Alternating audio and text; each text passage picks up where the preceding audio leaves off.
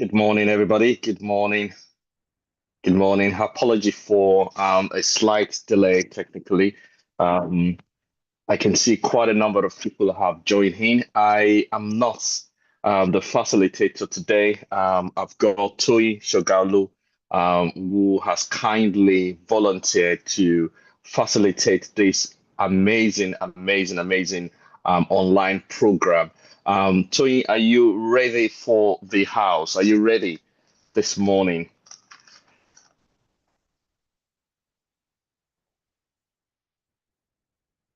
Good morning. Good morning, everyone. Fantastic. Thank you very much, Toyi. I will hand over to you now to start this wonderful program. Thank you. Oh, okay. Good morning. Good morning, Minister Olu, Ben, Shagun. How are you? Good, thank you. Wow. You remember me, right? Amazing surprise, yeah. I know, amazing surprise. Shagun and I were classmates in university. So so it's good to see you. Good morning, everyone. Um Oh, we've got 50 people on. Everyone say good morning. Good morning. Don't go mute on me this morning. Say good morning. Good It'll be morning, good to hear everybody. some voices. Morning, Good Good all. morning. morning. Good morning. Good morning. Thank you so much for joining, everyone. It's such an amazing day. Yes, London is all gloom this morning, but we know that today is going to be an amazing day because today is the day the Lord has made, and we will rejoice and be glad in it. Today, we are going to learn so much on property, so much that we can run away with to help us be property investors, if you would love to be a property investor. So I'm hoping that by coming on this call, that's your goal. So it'll be good to learn so much from these two wonderful men, Minister Olu and Ben as well. So can we start with the opening prayer? Dr. Chris, over to you. Thank Dr. you Chris, very, are you very there? much, Toyi, again. Thank you. Let us pray. Father, we thank you. We give you praise and honor and adoration. We know your word says that my people perish because of lack of knowledge. Perish not just perish in hell, but perish by being limited in what you have deposited in their lives.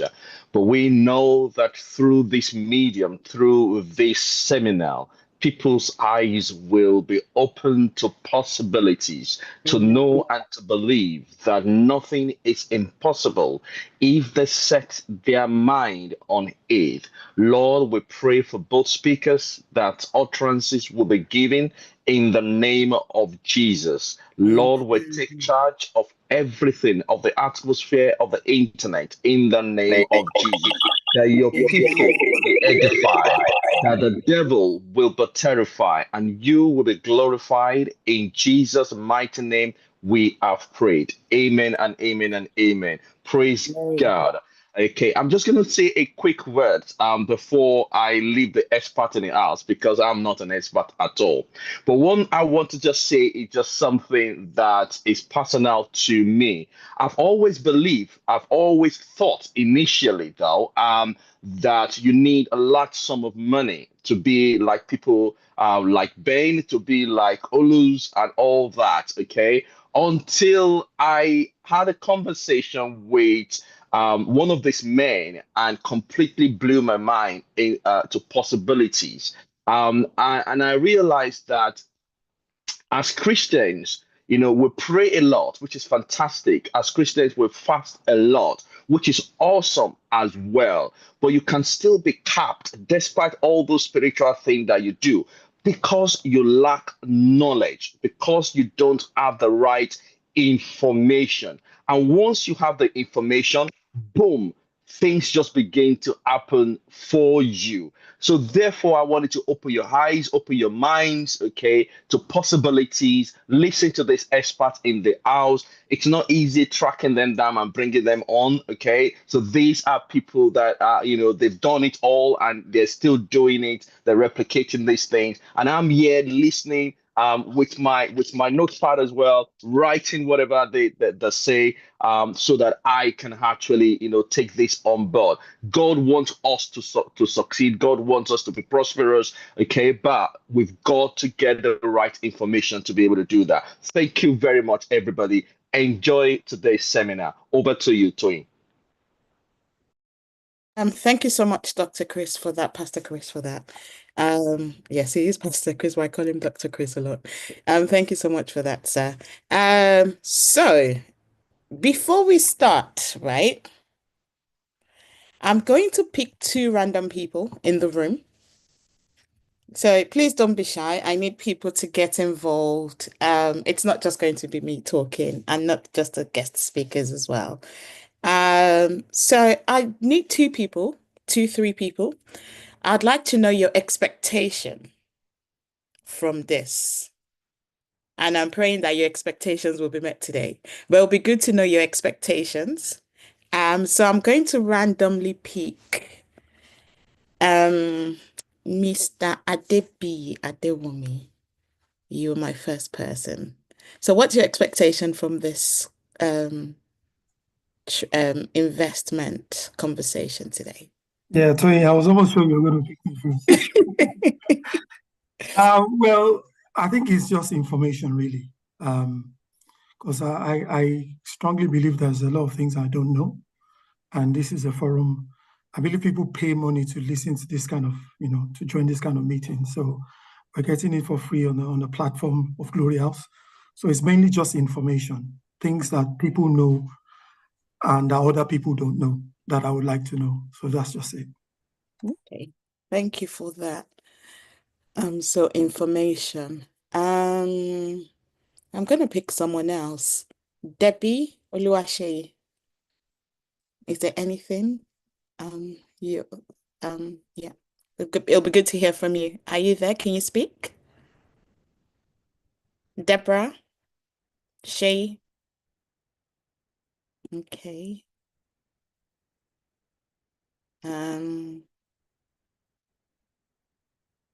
Koye Beckley. Can you speak? Okay. I think everyone has gone mute on me. All right then. And okay. Okay. I will go to Pastor Bumi Shoriola. What are your expectations on this from this session today? Thanks, Sister Toyin. Thanks, our facilitators for today, Mr. Olus, Mr. Ben. Thanks ever so much. I think I'd like to echo Bobby what he said in terms of information. Okay. I'm looking to learn, perhaps unlearn some of the things that we've learned, we've been told about properties and building an investment portfolio and things like that. So for me, it's about learning and maybe unlearning as well to be able to take purposeful steps, in the next few weeks and months to come. Okay. Thank you so much. Okay, thank you so much to everyone that has gladly told us what they would like to learn. So we will go straight to our first speaker for today. So our first speaker for today is not a guest to the house. He is one of ours. He is our dear Minister Olu Babatunde. He is an experienced property investor and developer who began his journey in the real estate world at the age of 24. Over the years, he has mentored numerous individuals, guiding them to success in property investment. In the past 2 years alone, he has personally acquired and helped others build property portfolios valued at over 6 million using his proven strategies. He firmly believes that anyone can achieve success through property investment, often saying the ocean is big enough for us all to fish from. Let us welcome Minister Oli to the podium. Over to you, sir. Thank you. Thank you very much, Tony. Thank you very much. Thank you, everyone, for tuning in. Thank you, Ben. Thank you, the pastors of Glorious, for inviting me to speak. I'm always the shy guy. I just like to stay in my corner and not and not say too much. But today I'm being spotlight. So we're going to, without wasting too much time, I'm going to kind of dive into it. So this session is in two folds. I'm going to be taking the first session, and Ben will be taking the second session. And then what we're going to do is we're going to have an open panel Q&A for everyone. I understand that we might not, 2.5 hours is not enough to unveil or unravel property in general. Some of you have questions that I believe will wait to the end so we can have answer those numerous questions. What I want to say is, so everything that we're talking to you about, we've lived it. It's our personal walk, it's our personal experience. And obviously, I would not say my job is not to tell you what to do. My job is to tell you right now what we have been doing and that I've been working. And obviously, over the last few years, this strategy has been replicated by a few on this line as well. I won't mention names, and they can see what we've been saying that, that actually works. So I'm going to go straight to my slide and share my screen. Just let me know if you can see my screen, and we will have a conversation. I believe you should all be able to see my screen right now. Now, we kind of come into a conference or a meeting like this, first and foremost, we are Christians, and I believe everything we do should be scriptural. And that's one thing I believe. No matter what I do, this is one of the anchor scriptures I always tell people, because I'm actually, I do business for a living. But, my anchor scripture is basically Ecclesiastes 11, chapter 6, which simply says, sow your seed in the morning and in the evening, let your hand not be idle. For you do not know which will succeed, whether this or that, or whether both will do equally well. So I'm not preaching on the line, but I want to let you know that most of us here probably would have a 9 to 5. Most of us will be obviously be in an employment, or whether you're a business person. The reality of the matter is you probably earn a wage or you earn a living from that job. But my interpretation of the scripture is, even when you go to work 9 to 5, find something else you can do that you can do. We always say 5 to 9, basically replacing, or that can replace what you do 9 to 5. So I believe property is one of those things you can invest your money in, and that can replace your income, and obviously in the future transfer wealth to your family or your children's children. Most of us have heard this saying by Warren Buffett: if you do not find a way to make money while you sleep, you will work until you die. It's the statistics fact. And in this dispensation, this is why you see the Gen Z, you see the new generation, they make what they call internet money. And most of the older generation don't understand why somebody would not want to go and work 9 to 5, and somebody on TikTok is making your entire salary in 1 month. That is the dispensation we are in, unfortunately. And if you don't tap into those kind of dispensation, you would end up being miserable. And that's the honest truth. So the reality of the matter is, find out something you can do that makes money for you while you are sleeping. And I believe we're here to talk about property. And for me, I believe property is one thing that can help you achieve that. It's not a walk in the park. You would have to obviously develop it and refine those strategies. Now, this chart you have on the screen, it's, I can't, I have it listed on the screen, and the law of compound. It doesn't matter where you start from. And I would always go back to this chart. You can take a screenshot of it. Unfortunately, I can't. It's meant to be 1 to 30. The principle of this chart is when you start an investment in day one and you're able to double that investment. So I've started with 1p on day one, whether it's year one, you want to call it year two, year three, whatever. Every time you're able to 2x that investment, this is what happens. Now, if you look on the chart, if you look at probably from year 1 to year 20, it doesn't look any significant. So when you have a 1p, you're able to double it, let's say in the first 1 year or in year 2. But I will show you how this relates to what I'm going to be teaching, because I'm going to tie it back to this. Everything I'm going to be speaking, will tie back to this chart, because it might not look like it in your year 1. It might not look like it in your year 2. It might not look like it in your year 3, even up to your year 20. But stick to it, tarry with it, and begin to repeat the process. And you will now see what they call exponential growth when you get to your year 20 to your 30, between your year 20 and your year 30. I'm using years significantly at the moment, but I will show you what I mean. But in terms of investment, but when you get to your 20th investment, when you get to your 21 investment, the 20 investment might take you, it might be a yearly occurrence. It might be, once every 2 years. But this chart will tell you how you can grow 1p to over 40 million pounds. You might think Olu is talking rubbish, but this is statistics fact. Okay? You can sit down and go and dream about it, but I will show you exactly what I mean as I begin to progress. So it doesn't matter who you are, and this is my essence of my conversation. It doesn't matter what you believe in. If you can follow the baby step, begin to invest, right? You will find out it only gets better, all right? And what you need to do is don't let it stop there. You teach your children and your children's children. And when you begin to do this, what you see is you begin to see wealth build, not just yourself, but a family wealth. And you can transfer this principle to those coming behind you.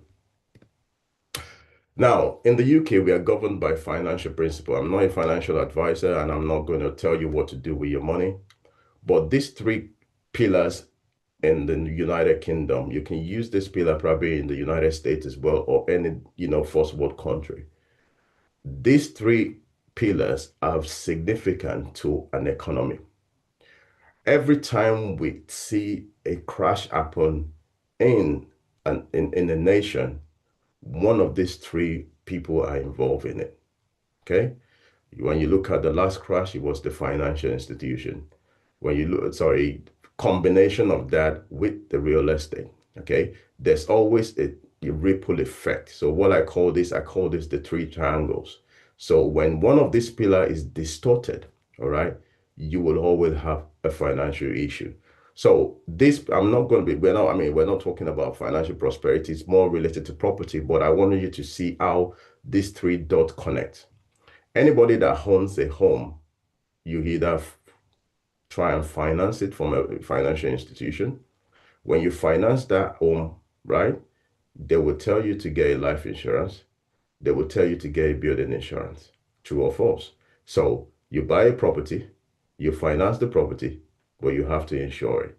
So no matter what, these 3 triangles, they're always interwoven. A lot of the banks, their money is in real estate as well. Okay, they finance it. A lot of the insurance, obviously, they mitigate the risk, and which is also owned by financial services as well. But today we're going to be focusing on property. So this is why you are here, and you want to hear the strategies on how you are going to become successful within this sphere.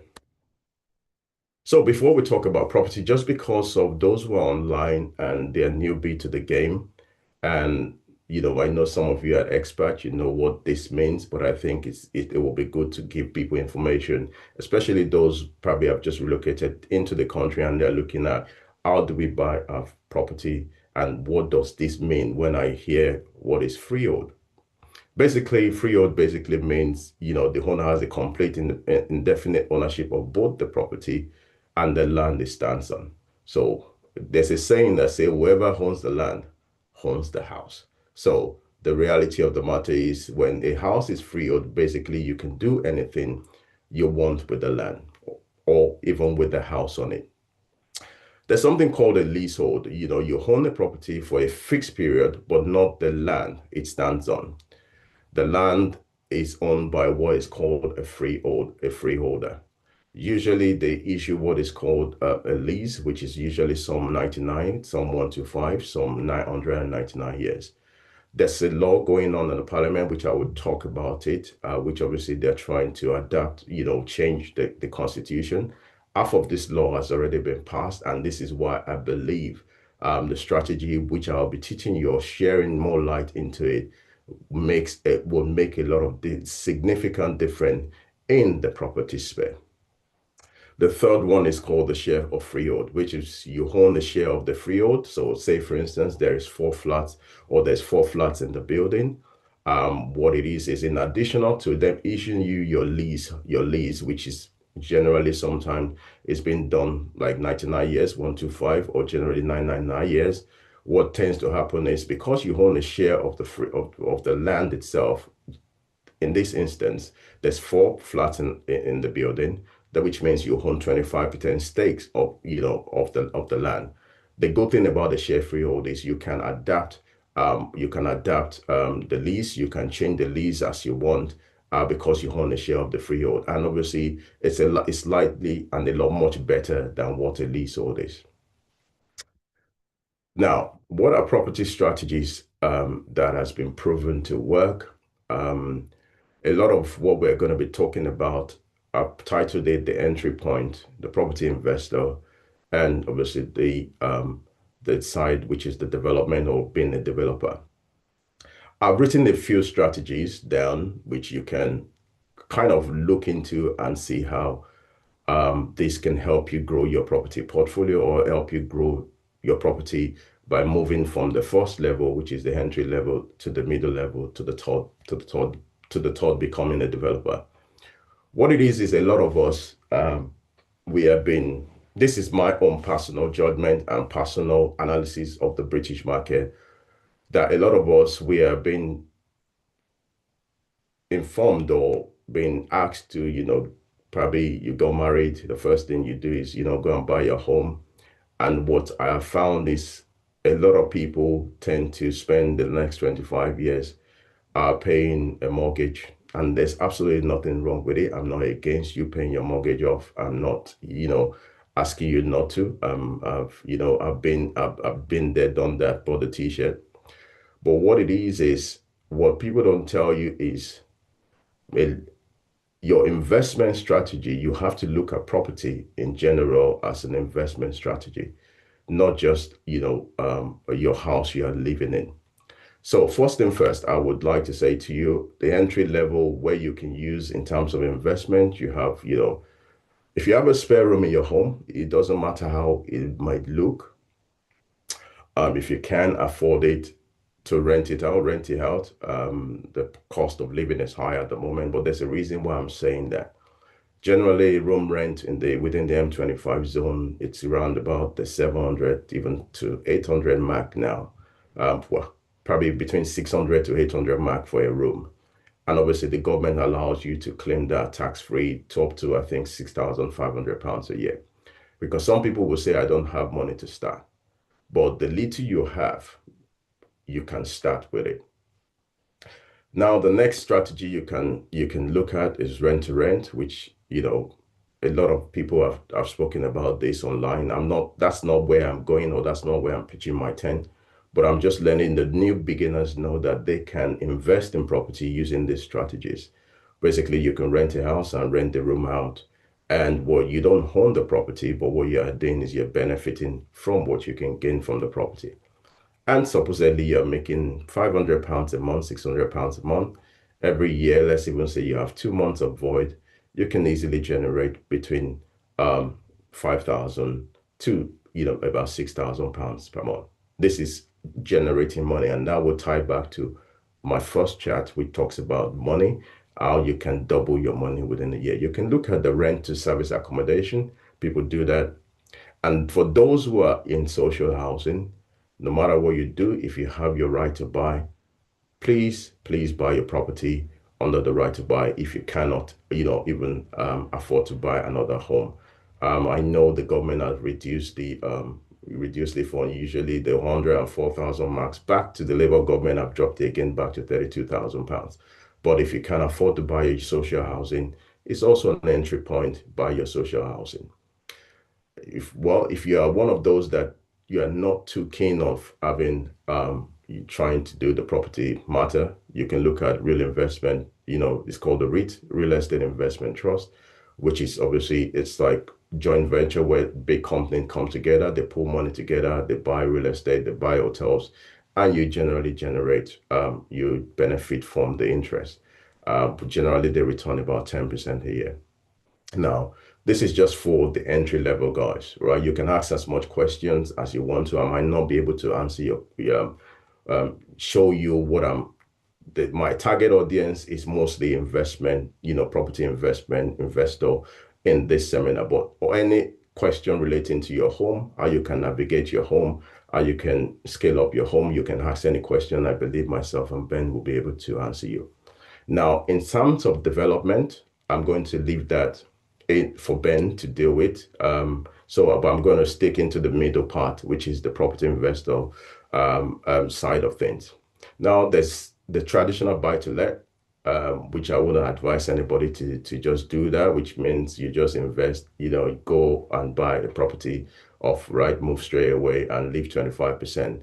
Whereas there is strategy where you can implement, which I'm going to be teaching you to over this webinar, how you can implement that.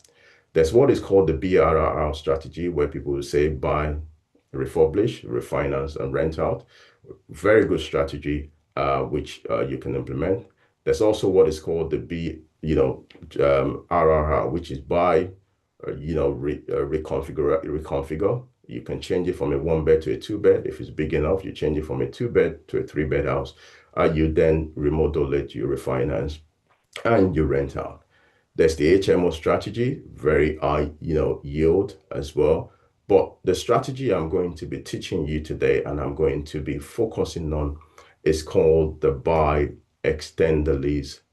You rent and you refinance. Okay. Right? And I will tell you why this strategy over the last 2 years has proven to be successful.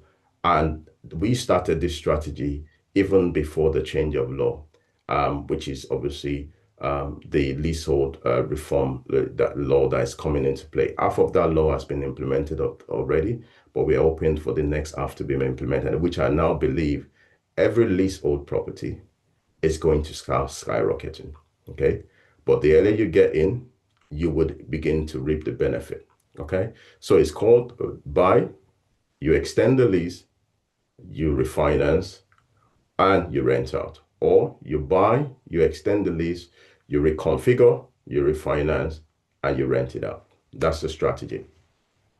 So what does it mean by buying a flat with low lease? So what it means, okay, it's we look for a flat that has a low lease. Okay, people will ask me what a low lease is. I would explain what I mean in the next slide. There are 3 simple steps to this strategy. Okay, simplicity is key for me. You buy a flat with a low lease. Generally, when I mean a low lease, is any lease that is less than 80 years is classified as a low lease in the UK. What do? You extend the lease. Extending the lease is just the paper version of basically getting the solicitor to add more years toward the leases. And what do we do with that lease? What are we doing? What we are doing is we are creating an uplift value of that property. If time permits me, I'm going to show you exactly what I mean. I'm going to show you just live on Rightmove what I mean by that. So what is a low lease? A low lease is basically a flat that has less than 80 years. Now, why do you ask me, so why do you go and buy a flat with a low lease? First and foremost, there's less competition.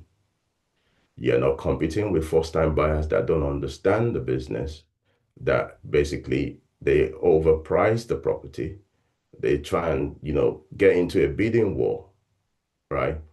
And because there is always a premium to pay to extend the property, most first-time buyers are eradicated from this competition, right? Because they would not go for it.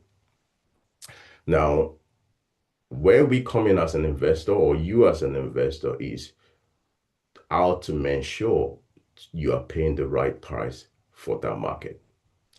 Now, the next thing is, because of the change in law, because what it is up until January 2025, you would have to wait 2 years to obviously extend your lease when you buy a property. But because of the change in law, you can obviously extend the lease from day one you buy your property. All right, you buy a short lease.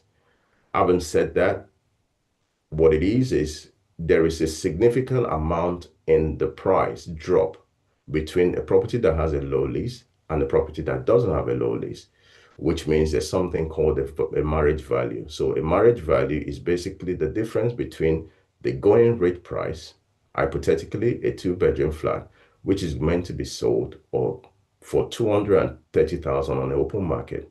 But because it has a short lease, which I will be showing you, is being advertised for, let's say, 160,000. Now, to extend the lease, you will need to go through the freeholder basically to ask for this lease to be extended. I will show you how that is done in a nutshell. But that marriage value between 160,000 to 230,000, there's a calculation that is going to be worked out that obviously the freeholder wants a piece of that pie. But this is why obviously this law is being argued in Parliament at the moment, because half of the law have been passed, which says you don't need to wait 2 years for the lease for you to extend your lease, but they are fighting against the marriage value. The moment the marriage value go out of play, what it means is it costs significantly less for a leaseholder to extend their lease, and which means it drives profit also for the leaseholder. So what do I look for when I'm appraising a deal? This is very significant. It might sound very simple, and I always say to people, simplicity is always the key. Our target market is to make sure we're looking for a property that has between 60 years to 80 years left on the lease. And I will explain to you why we do that. Now, if you're buying cash, if you're a cash investor, because I don't know, like I said, it depends on where you are on the chart. Everybody is at a different stage of their investment journey. So when we look at, why are we buying 60 to 80 years? The principle is mostly when this property are being advertised, they will tell you you cannot get a mortgage on it. Okay. But that is a lie. Okay. There is even most estate agents don't even know this. There is a few tricks in the book how you can get a property to be mortgaged under what they call the short lease lifestyle. I will explain that to you in a nutshell. What exactly also are we looking for? We're looking for an uplift value between 17.5% to 25% as a base minimum. So when you're analyzing a deal, if the deal does not give you a minimum yield, that's what I look for, of 17.5%, you are not going to be buying that deal. I will advise you not to buy. But I will show you how to calculate that deal. I'll show you how to analyze a deal in a nutshell. So how do you finalize a short lease flat? Now, there's a popular saying, they always say cash is king. That's my preference. I like to do it cash, and I will show you why in a few minutes. Cash is always king. It's quick.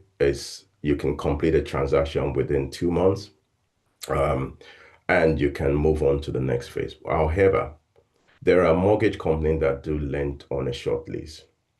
5 of them. I use 2 of them very often. One of them is Keystone Mortgage. The other one is the mortgage lender. Third one is Land Bay. The fourth one is Kensington. And the 5th one is Foundation Home Loans. You might want to write this down. The key principle is every conventional mortgage, they will tell you you will have to have it for 25 years. Now, if you're going to do a short lease flat, the baseline principle means that the mortgage of that property must not be, there must be at least 50 years left on the lease. So hypothetically, let's say for instance, we're buying a property that has a 63 years left on the lease. Okay. When you are going to your mortgage advisor, you go with information. Basically, I want to buy this property on a short lease mortgage. But the criteria you want to say is you want a supposedly 12 years mortgage, which means there is at the end of the mortgage term, there is still 51 years left on the lease, which means they understand that this is a short lease. And at the end of 12 years, you would have redeemed the mortgage. So the mortgage must not be less than 50 years at the end of the time. But we are not going to wait till then because I'm going to show you within an example what we mean. So how do you finance it? Mostly cash and mortgage lender. There are some bridging loan companies that finance short lease, but I generally stay away from bridging loan. I generally use the cash option and the mortgage lending option. So I'm going to show you an example. In the last 18 months, we've acquired, just for myself and my, some of our business partner colleagues over on, they are all in this meeting. We've been able to do at least, I think, about 12 short lease flat with different strategies. But I will show you example of 3, and I will show you why within 2 years or 3 years, I will go back to the chart I showed you in the original instance, how you are able to double your money. So if you within 2 years or 3 years. So this is an example of one of the developments. So I focus on area between, I have my area, I have my niche, I have where I specifically focus on. I try not to go outside of that. And I will explain to you why that is done, why that strategy is important to say the ocean is big enough for everybody to fish on. There are strategies you can implement, and there are places you can look at that obviously there are flats being built. So the first thing I'm going to say to you is when you look back in the 1990s, just short of 1990, 1989, 1987, there was a lot of property being built, which they call the economy 7, where a lot of them are being run by electrics. A lot of those properties in the UK, you can do your research. It is free information I'm giving you right here. They were built and they were issued with 99-year lease. A lot of them, a lot of property at this era, they were being built with massive buildings within the UK developments going on around that period. But what it is they are economic 7, and basically they're all run by electric, and they had 99-year lease. So when you look back 36 years from now, what we are finding is a lot of those flats are 63 years left on the lease. They had 64 years left on the lease. And because the value of the property drops significantly when it goes below 80 years, what we find is there's a niche in this market, and this is why I'm sharing this free information with you. Obviously, you might not have the knowledge to take it to the next level, but you will at least have a knowledge to do a more research to see what I'm saying is actually true. So this property, we acquired this property for about 140,000. Now, this is how to calculate your uplift value. We know in the open market, this property is a 2-bedroom flat. This is actually based in Erith. The statistics is there. Most of the property in this area are being sold between 220, 230, 240, but I've taken the average value of 230,000. We made an offer of 140,000 on the basis that this was a cash offer, okay? And it was accepted, and we bought this property at 140,000. I'm going to teach you how to do lease extension calculation. I will show you that. We'll do that as an exercise at the end because I'm going to go on the internet. And I'm going to show you another property we acquired last month in the same development for slightly more. But because the uplift value works, right? we are able to buy. Remember, I said to you, when the uplift value is between 17.5% and 25%, that's where you want to be, okay? That is the magic number. If you have an uplift value that is more than that, that's more than fine. I know from experience, okay, what the lease extension cost for this 2-bedroom flat in that development is, okay? I know because I've done my homework, I've done my research. I know what the legal cost would be to extend the lease. I know what the surveyor cost, right? I know some of you guys will be saying, oh, but you didn't put stamp duty, you didn't put your own cost. Bear with me. But those figures are irrelevant in this calculation. This is my proven strategy. What you want to do is find out what the cost you can sell the property for, or what you can remortgage it for at an open market value, which we have, which is 230. I want to be buying this property as low as possible. So we bought this at 140,000. We know what the lease extension cost is from experience and from doing our research. We know what the legal cost is. We know what the surveyor cost is. I haven't put in here your stamp duty, and I haven't put in here your own legal cost. And I'll tell you why it's relevant for this calculation. So the total amount, capital or cash outlay, supposedly, I'm going to need is 170,760 by adding this together. Now I'm going to subtract this 230,000 minus 130,000 divided by 230. That will give me my percentage. Okay. That percentage shows me there's an uplift value of 25% possible, right, in this deal. I know the rental market in that development, okay? I know the service charge, and I note that what the profit would be at the end of the month, okay? I know this property can generate me £18,000 per annum, okay? Now, this is why this process, when you are buying cash, will take you at least 8 months if your solicitor knows what you are doing. And I will tell you why it will take you 8 months and also why you will need at least 8 months. There are 2 reasons why. Now, can you see that there was 25.7% uplift value on this particular deal? On this particular deal, after 8 months, we are going to refinance at 230,000. The bank is going to give us 75% loan to value, which means they are going to leave 25% as equity in the property, right? And they're going to release £172,500 to you. Remember, we spent how much? 170,000. So this particular deal, we went in with 170,000 and we practically came out with all of our money. All right? Which means we had £0 left in that property. But somebody will say to me, what about the stamp duty? What about the supposedly legal fee you paid? Remember, if you've owned that property for 8 months, right, and you've been collecting rent at 1,500 times 8, you've already made how much? You've already made about £12,000. That writes off your stamp duty and your first legal costs. And don't forget, you are not paying this lease extension straight away. The reason why you are using this calculation is for you to understand what your net uplift value is.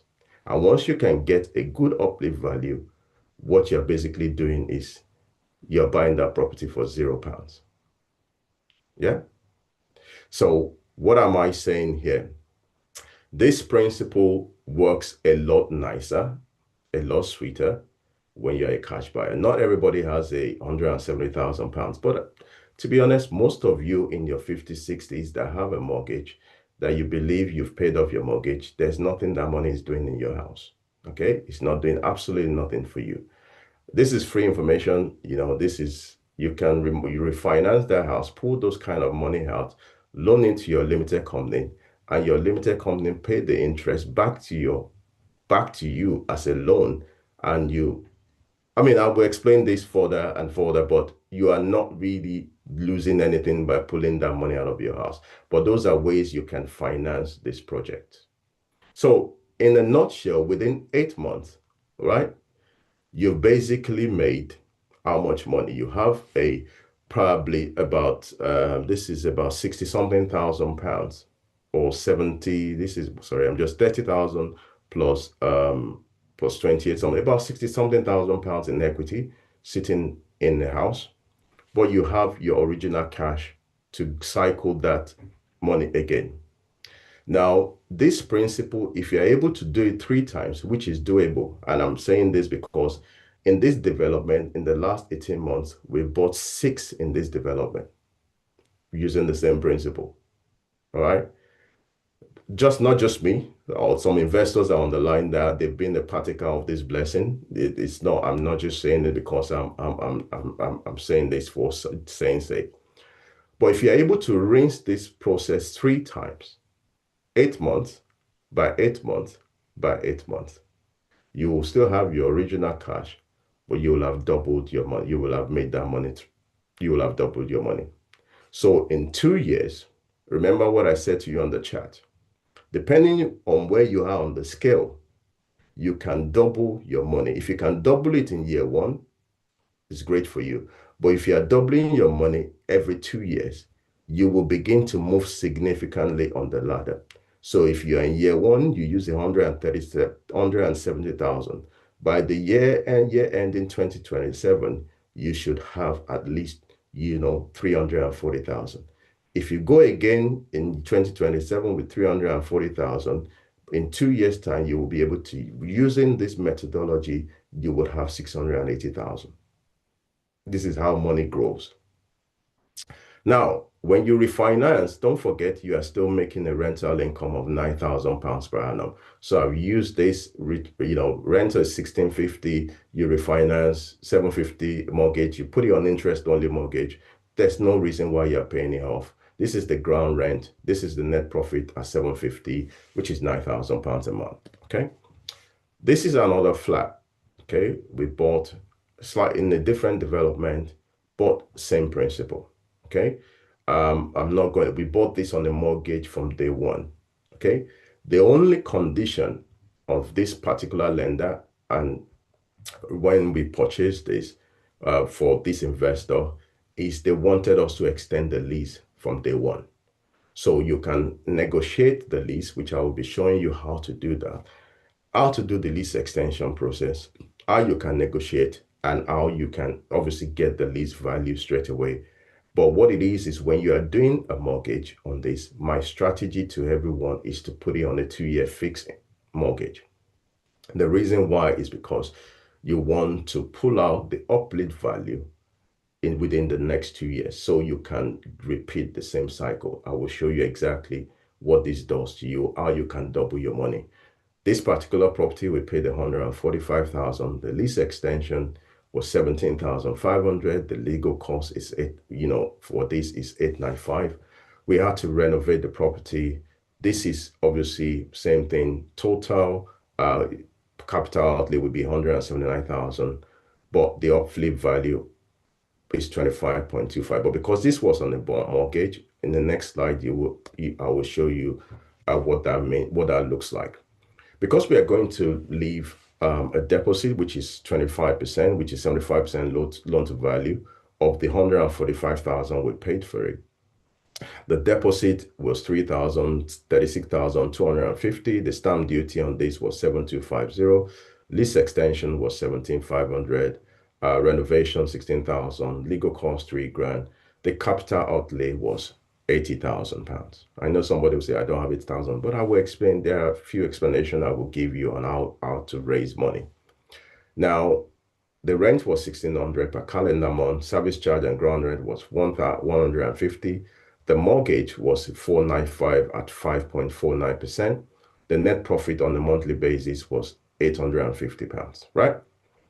That which is 10,000 pounds 200 a month. So if you do 10,000 pounds 200 a month divided by 80,000, your return on investment is 12.9%, right? Now, if you refinance after 2 years, okay, at 240,000, I'm only using today's value, okay? I'm not using the value in 2 years' time, okay? Today's value at 240,000, you will be able to draw down 180,000.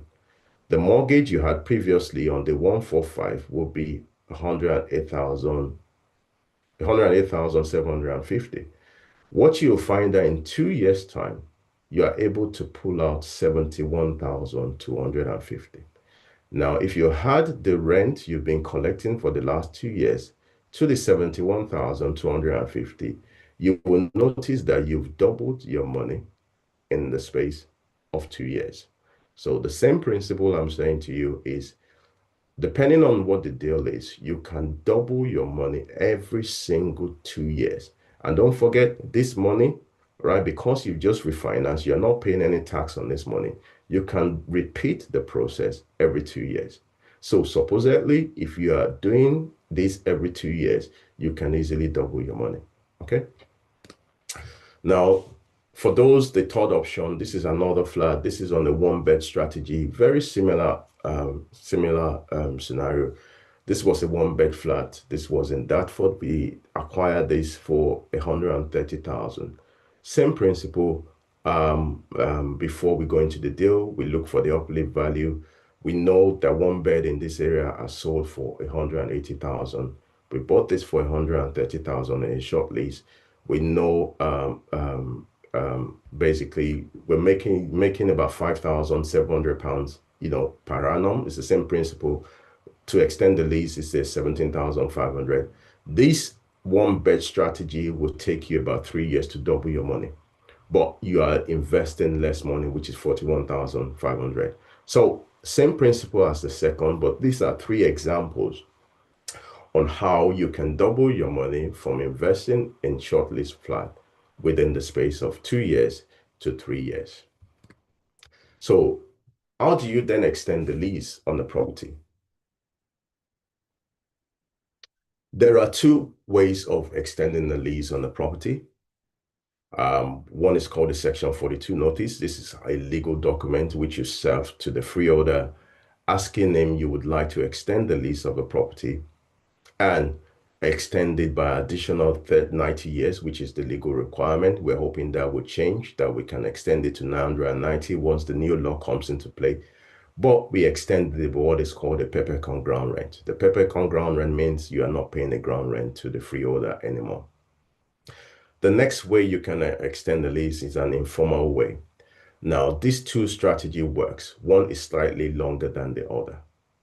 The Section 42 notice has to follow a legal process. So you can either do it at the point of sale. When you are buying the property from the previous person, you make it a requirement at the point of your purchase that a Section 42 notice needs to be served to the freeholder that you want to extend your lease, okay? It really doesn't make that much of it doesn't make much sense anymore because the law has changed, because you don't need to wait 2 years anymore. So you can still insist for them to serve the notice, or you can say you will serve the notice, at point of sale. But like I said, it doesn't make any much of a difference. But sometimes the reason why it does make much of a difference is the lender might require you to extend the lease on completion.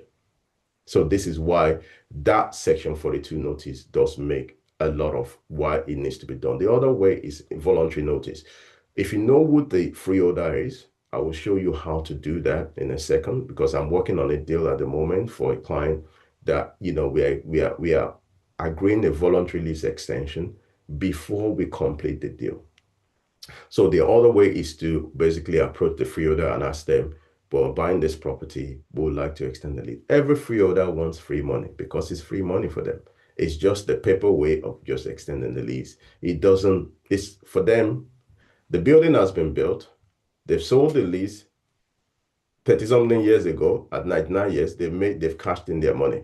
So you've now come back to them and say, I want to extend the lease. Every freeholder will say, thank you for the free lunch. It will cost you £19,000 to extend the lease. It's just the paper version for you to be renting that space. And that's why the law is being passed, because they feel it's not fair on the leaseholder. So this is why I said there's going to be a significant spike, right, in the price of leasehold property than freehold. That's my belief in the next few years once that law is passed.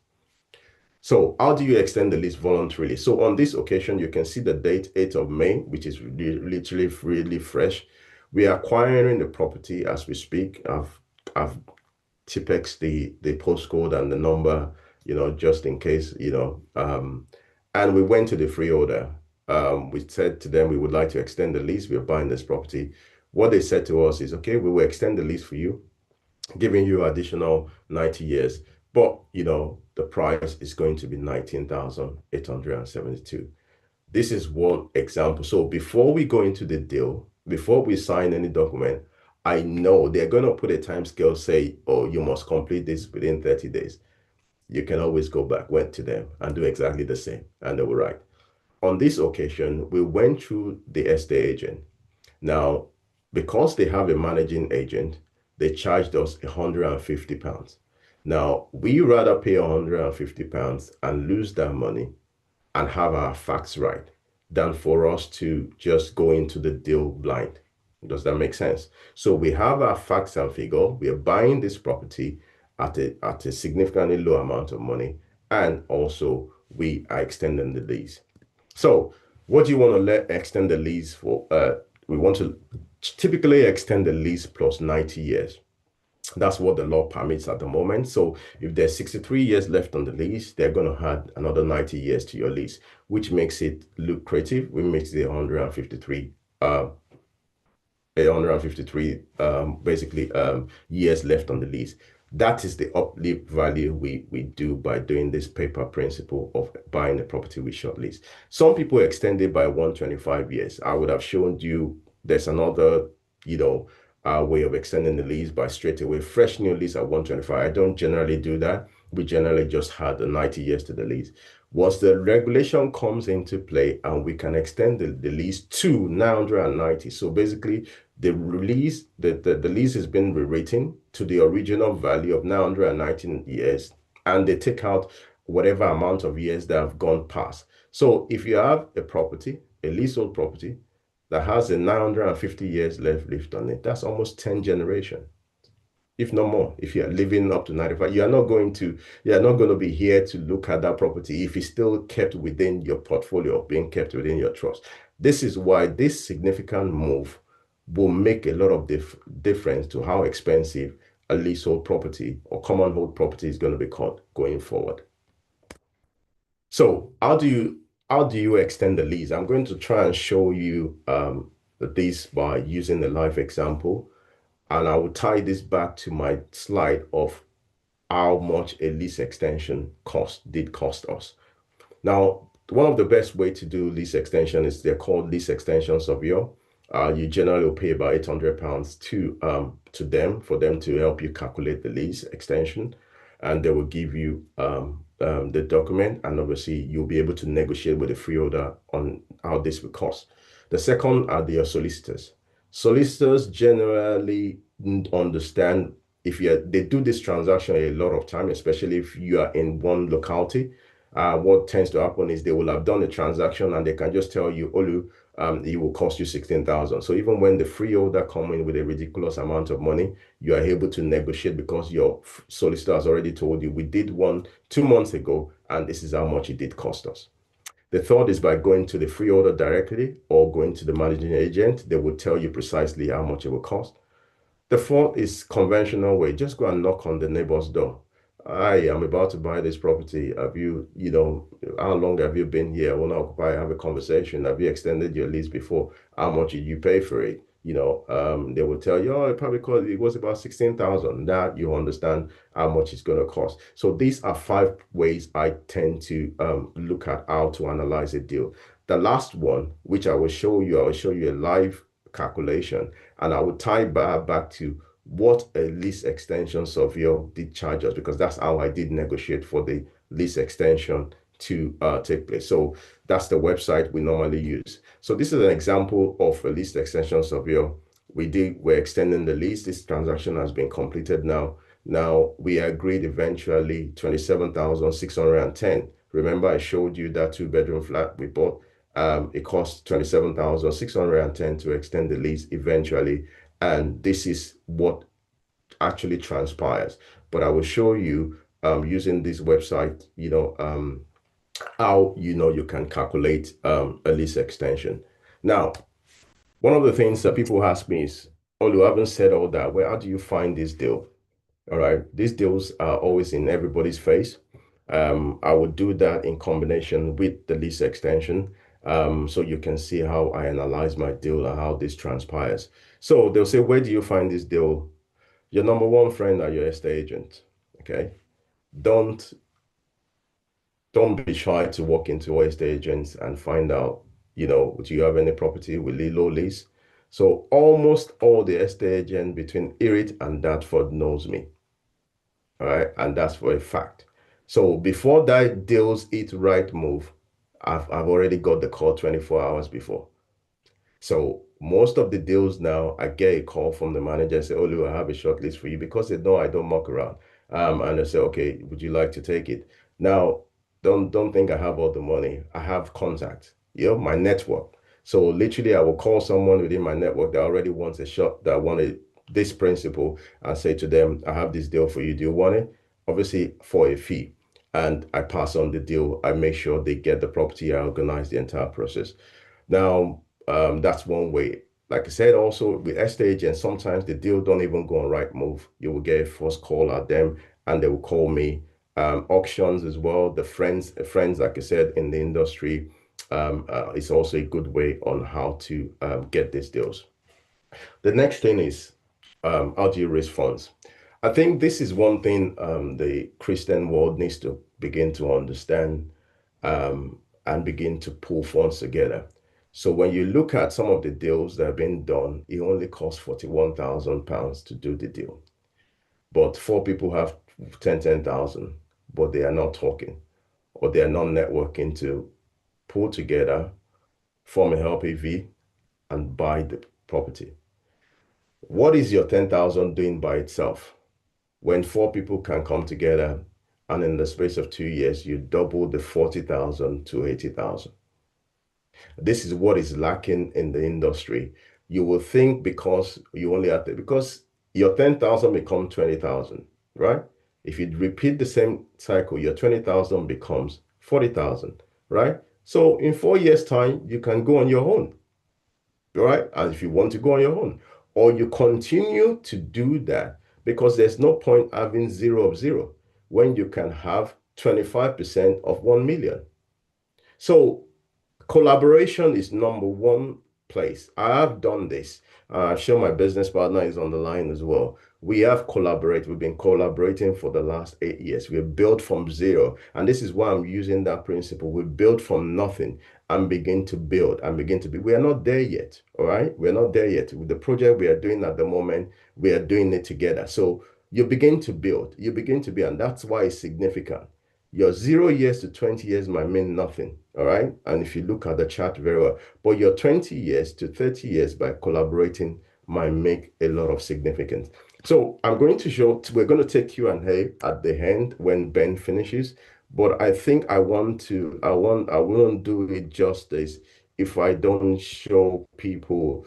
I'm just going to show you a quick analysis. 2 things quickly. I believe you can see my screen.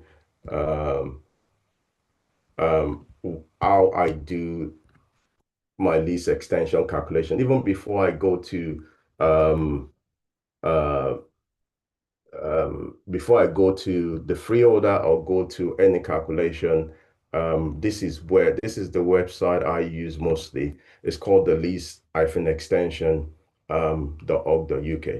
Now remember that 27,610 magic that the surveyor came back with, right? This is how I negotiate. I know there's 63 years left on the lease. You put amount of money left on the lease. I know that property, the ground rent is 140 per month as we speak. And I know the end value of that property is 230 that we bought. Now, when you do a calculation, can you see?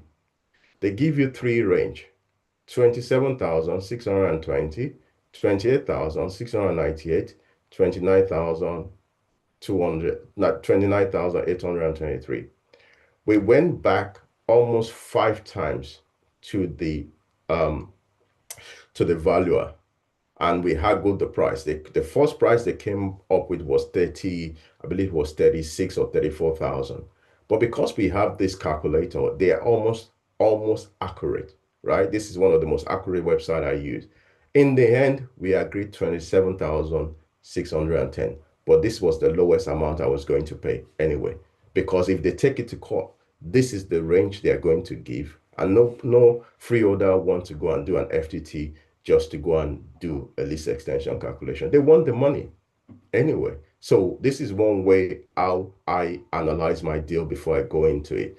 So just for clarity's sake, I'm going to show you an example of a deal we're working on live on that I think we acquired this just about 3 weeks ago. Why are you doing that? Okay. All right. Let me just to let you know what exactly you're going to be looking for if you're going to be in the short lease business. So I'm just going to do this quickly because it's already sold. And we bought it. So not just me, but my client, I bought it on behalf of the client.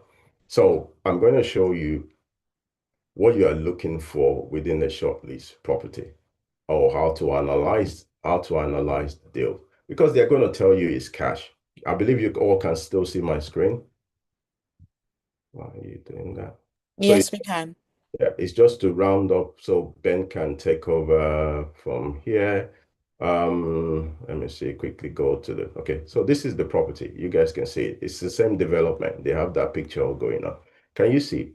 Guide price, 160 to 170,000. Cash only. Now, once you see that, always understand straight away it's a short lease property. But you can get a mortgage for it. Okay. We paid it's the same development where we bought the 140,000, but in the end, the negotiation price, we paid 155,000 for it because the property is not in a bad condition. The bathroom is okay. The kitchen is okay. We're just only going to paint it.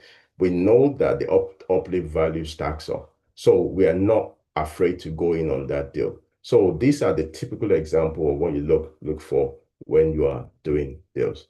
I hope this webinar has been able to help somebody see light onto how you can double your money every 2 years, grow your money, and you can begin to collaborate with people and begin to pull your resources together. God bless you guys. Thank you. Thank you so much for that, Minister Olu. But before you go, we've got 1 or 2 questions on here that I think we should ask before you go. I think some of them you might have answered, but I will still ask it anyway.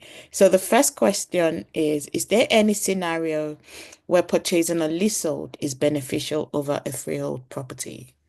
Yes, it is. So generally, if let's say you have a flat let's say you have a house that has 2 flats in it. Sometimes it is better to buy the freehold because you're going to be paying almost the same amount of money. So the approach is when you are asking the freeholder for the lease extension, you can also ask them that you would like to purchase the freehold. Because there are 2 of you, legally, you can push for the freehold to be purchased. And what that does is, say, for instance, you are buying a freehold for like 40K, for instance. But extending the lease is only 29,000 for individual flat. So it's on that instance, it's better to just buy the freehold and you can extend the lease yourself.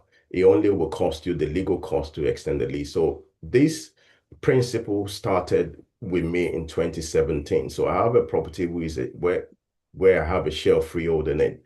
And the lease actually dropped to 78 years.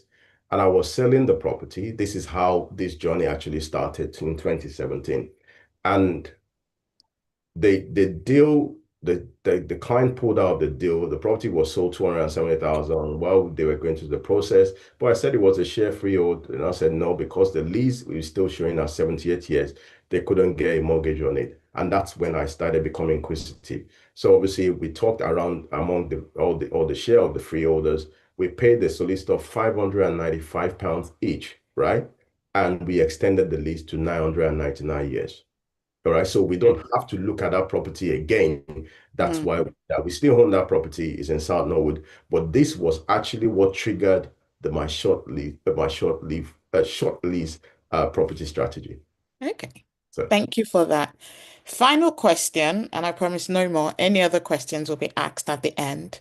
So what would you advise some of us in our 20s hoping to go into properties, hearing that you did at age 24?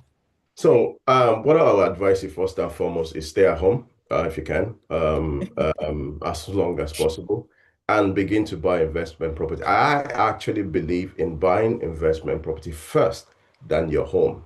It's a whole debate for another conversation. So, stay at home as much as possible. You don't have to buy in London. Begin to buy outside London.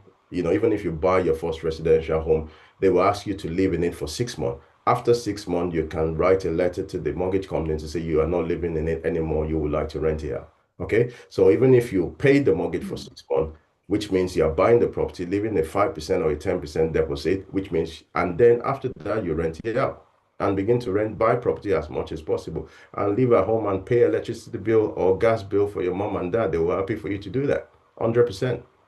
Absolutely. Thank you so much. Thank you very A much. round of applause. Thank you, thank you, thank you, thank you. Thank you so much, Minister Oli, for that session. Can I see lots of hand claps for Minister Oli? Thank you, thank you, thank you, thank you so much. So moving on swiftly, we've So got our Tony, before we move on, can I just say that well done for everybody that have joined online. You can still invite your friends and your family. So we are on Facebook. We are live also on YouTube as well as we are on the Zoom. So we've got about 25 people already on Facebook, about 30 something on YouTube, and you've got about not too sure about 100 and something on the Zoom. So still send the links basically to your friends and family. Let them join in as we go into the second section. Over to you, Toyin. Thank you. Thank you so much. Thank you for that, Dr. Chris. Yes, please invite your friends, your frenemies, everyone, please do. Okay, so over to our next speaker, Ben Olaleye. He is a seasoned property professional with over 25 years of experience in the industry. He began his career as an estate agent in central London in the late 90s and early 2000s before co-founding Legacy Investment Group, a property development and investment firm focused on ground-up projects across London and the home counties. Current development projects include Castor Court, a 9-unit residential scheme in Cheshunt, Hertfordshire, near the upcoming 91-acre Sunset Studios. So if you don't know about the Sunset Studios, go Google it. You would know it's an amazing one, funded by Blackstone Capital and Google's new 1 billion data center.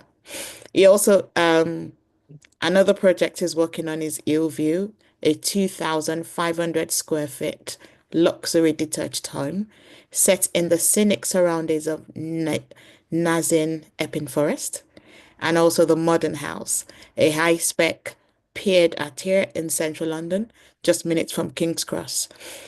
Ben is a committed Christian, happily married, and a proud father of 2. He lives with his family in East Hertfordshire. I know this guy, so I can tell you that he is seasoned. He's worded. So be ready to be blown, for your minds to be blown and for you to be taken to the next level. Let's welcome Ben Olaleye. Over to you, Ben. Yeah, thank you, Tony. Thank you for the warm introduction, and yeah, pleasant surprise to see you on this call. And yes, good afternoon. Good morning, everyone. Good late morning, everyone. And it's a pleasure to be with you. Olus is a hard act to follow. Well, I'll do my best to share as much as I can as possible. It's obviously, I say it's quite difficult to unpack everything within the space of time that we have in front of us. But yeah, God help us, and I'll do my best. But I'll be echoing a lot of what Olu has said, because a lot of these principles are really transferable, and it's really a pipeline journey from nil experience, I'd call it, to property development, or whatever apex you think of in the property industry. So I'll just share my screen quickly and we'll get started.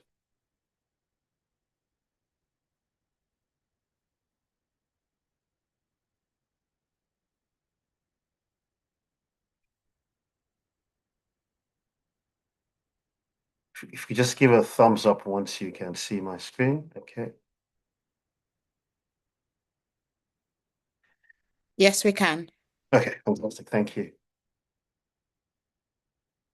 Okay, so I'm going to be talking about ground up development this afternoon, because that is what I actually, that's the sector of the industry I specialize in. And I think it's probably best I give a sort of insight or intro just to make sure we're all on the same page and we understand. So ground up development, really, just giving a sort of bird's eye view of it, it's really building up from the scratch. That is, you're building from foundation on a piece of land that's never been built on before. So what I'm referring to here is not property renovations or extensions, whether it be lateral or vertical. It's building right from the scratch, ground up. Yeah, it typically involves, I mean, we are in the UK here where there are laws, there are regulatory frameworks here, and it involves planning permission, making sure you have the correct permissions from the local authority to build what it is you're looking to put up, the building regulations framework that you need to have in place to make sure your building is compliant. And yeah, there's a whole gamut of professional services that you need to get your structures up or to be really involved in this build. I'm talking about architects, structural engineers, and a host of other professionals, surveyors and the like. Also critical, well, depending on how deep your pockets are, but most developers will seek to use some form of specialized loan structures to fund it. So typically you would have lenders, and I'm not talking about the regular high street lenders that you probably are accustomed to, but they're more secondary market lenders that would lend for the land acquisition, but would fund up to 100% of the construction costs. Obviously, they will be requiring some form of equity contribution from the investor or the promoter of the development. But that is just ground up development, just at a glance, just a bird's eye, high level view. As we progress, I will sort of delve deeper into it. And obviously, I'll take questions as well at the end. So at the moment, I'm sure you've seen it, it's replete in the news that there is an acute shortage of homes in the UK. I mean, as the last time I checked, it was me putting my slides together. The last report I saw said there was a shortage of about 2.5 million homes, and there needs to be a building of 550,000 homes need to be built per year to address the backlog. And we have a new government in place now. I think they're coming about a year now. That's the Labour government, and their plan is to build 1.5 million homes a year. So literally, they're even deciding to go 3 times more than what is required, and it's still not sufficient. So what does that really tell us? It means that there is opportunity, there is space. I think Olus said that there's enough fish in the ocean for everyone. So there is opportunity for developers to meet this demand, whether it be from a build to rent perspective or a build to sell. So there are people that are looking for homes to buy, people that are looking for homes to rent, and there is not enough to go around. So there is opportunity in this industry for any savvy investor, I would say. But I just want to give this view that it's not really rocket science, and anyone can get on this journey and become a property developer. And I just want to give a quick insight into my experience. Yonks ago, I started off from zero experience, and then I got my first job as an estate agent. I did that for a number of years. So call it a broker agent milestone. And I was selling properties to investors, developers as well. I was packaging deals and selling to developers as well at the time. And then I took the next step to become an investor myself, to buy my own home, to buy a buy-to-let flat.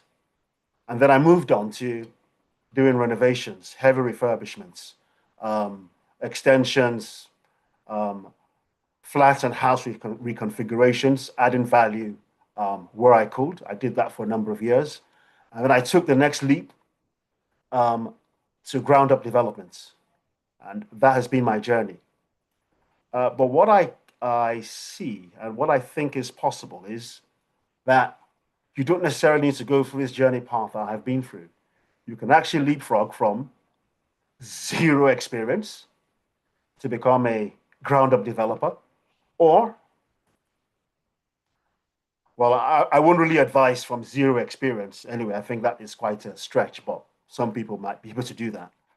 But I would say from being a buy-to-let investor or owning your own home, you could actually leapfrog the process to become a ground-up developer. But I guess the question would be how? How is this done? But I think before I do that, let me just give a quick view as to things I've done, just to give a view of the possibilities that exist. So I'll just go to my next slide. So this, but by the grace of God, I have 3 projects that are completing this year, and I think Tony has already shed light on them. This is one of them in Waltham Abbey. This is we bought it as a vacant piece of land. The existing house had been demolished by the previous owner, and we bought it with planning permission, and we're putting up a 2,500 square foot luxury house. We're literally, I'll say weeks, if not months, from completing this now. There are a few terminologies I would bandy here today, which I would explain what they are. So GDV here, it stands for what the building is worth when built. It means gross development value. When the building is built, what is it worth? So the project started last year, and we're pretty much at the tail end of completing this here.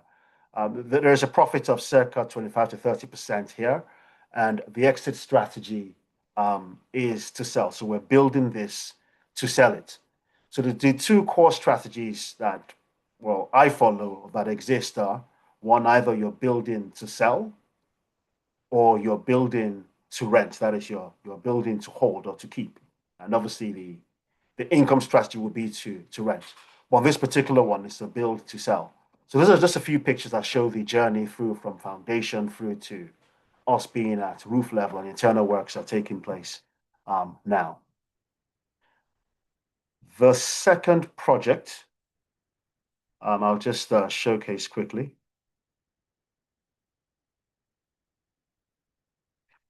This is just a quick drone footage. This is Cheshunt's, Hertfordshire. This is the one that is near the Sunset Studios, as well as Google's new data center in Hertfordshire.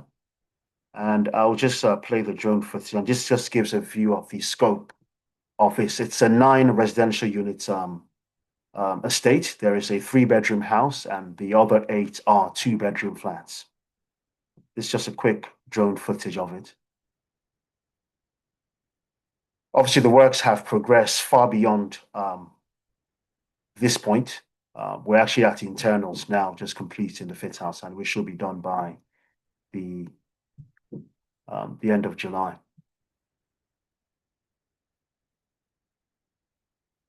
Yep. So just with this particular project here, the strategy is build to rent. That is, the intention is to keep most of these units, and we are exploring what we call an optimized income strategy here. The intention is to use these units as serviced accommodation and enjoy optimized income. With traditionally ASTs, I know for those of you that are buy-to-let investors, you know that ASTs are becoming really very difficult terrain, and yeah, it's not exactly the best at the moment.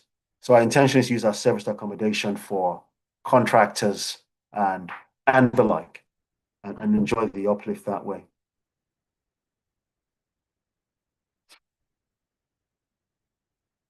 So, like I was saying, the core strategies that we have followed as a firm have been build to sell or build to rent. With build to sell, we typically will seek very short deal cycles of 12 to 24 months. That is from point of acquisition of the land, planning permission secured, conditions discharged, to building it out and selling and moving on to the next project. But with that, obviously, the numbers have to be very, very finely done, because you have a firm exit. There is no opportunity to enjoy further uplift after you've sold it. So we always try to have our numbers nailed down properly for build to sell. Build to rent, obviously, is a different concept altogether. The intention, obviously, is to hold those units, to keep them and to enjoy the income that's generated on those in the long term. So that is pretty much the two exit strategies that exist for developers. Either you build to sell them on, or you build to hold, or you build to rent them. But I mean, from a build to rent perspective, it's all dependent on your appetite. Do you want just the traditional AST rental income? That's a short-term tenancy rental income, or do you want to go for optimized income? And what we're trying to do these days is move towards more optimized income.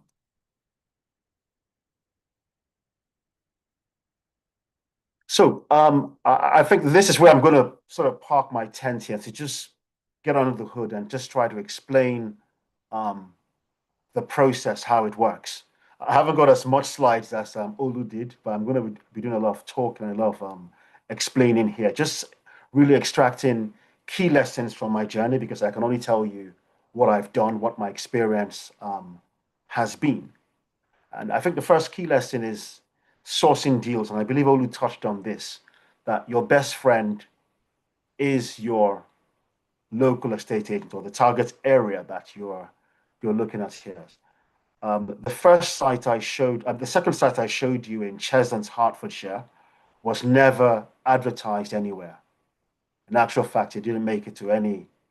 It didn't even get on Rightmove or even on the estate agent's shop window. It was a local agent I had cultivated, I'd spoken to over time, I had done stuff with before, and he knew we could perform. And the minute it was available, before the planning was secured for it, we were already in talks with him and the landowner, and we were able to complete the acquisition of it. So it's important that you have your pipeline fed. As a developer, without a pipeline, there's nothing to build.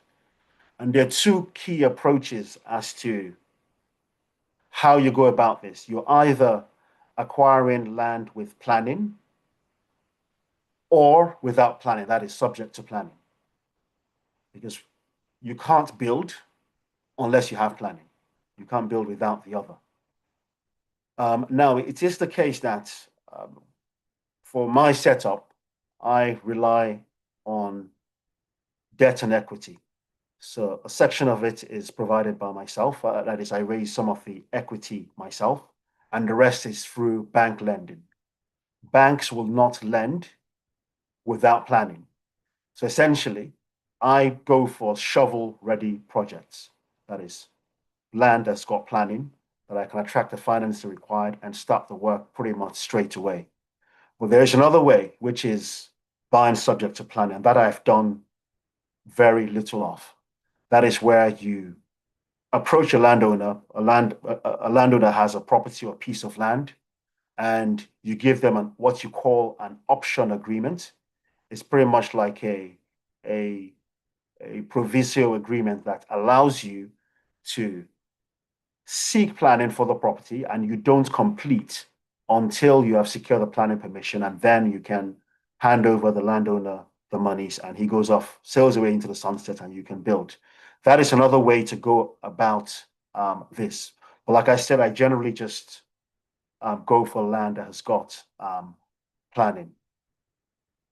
Now, the question is, property development, and this is a question that was niggling in my mind for quite a very long time, that how these are big sums of money required. How do you raise monies for these kind of projects? The project in Chelmsford, for example, just the cash equity that was required was north of some in the region of about £700,000. That how do you raise those kind of monies? Those are I don't know about you, but these are obscene amounts of money. How do you raise those kind of monies? And I think Olu touched on it, that we do this through partnerships. We succeed through partnerships. And I think the scriptures are Psalm 133, verse 1. This was David speaking. How good and how pleasant is it for brethren to dwell together in unity. But I think the reality is, sadly, most times is, I think people, particularly of our ethnicity, our backgrounds, is we want to hog things ourselves. We want to I want to own it 100%. I want to do this myself. I don't want to share. There's always this suspicion about, partnerships and sharing. But there was a TV show in, I think it was on Channel 4, I believe. I think it was called Welcome to Lagos many years ago. And there was this particular family in Makoko suburbs, and they were interviewing the patriarch of the family. And he was talking about sharing and all of that. And he said something that's very instructive. If you chop alone, you will die alone. Meaning that if you try to go this 100% without partnerships, there's only so much that you can do. And I think this is very instructive to the property industry. And I've seen other communities in all my years of doing this. I've seen various communities that are not necessarily of our predominant ethnicity on this call, that come together and they do stuff, they do big stuff. I remember my early days as an estate agent showing a particular deal or transaction. I think my client, they were Jewish, and like 20 of them showed up. They literally came in vans. They came up in minibuses, and they had clubbed together to buy this entire building in near Baker Street. So this is how we succeed. This is how the kind of monies that are needed for this kind of projects, they are clubbed together. We come together to raise those kind of monies. So we succeed through partnerships. It's very important that obviously we secure the funding and the financing required. Cash is king. Obviously, there is the equity side of things where people partner together to raise the equity side of things, but there's also the development finance side of things where you are attracting lending to actually push through the balance of the cash required for the land acquisition, but also the construction. Now, lenders would typically lend up to 100% of the construction costs. They will also obviously part finance some of the land acquisition costs as well. But I think typically they require the investor, the developer, to pull in about 30 to 50% of the land value cost.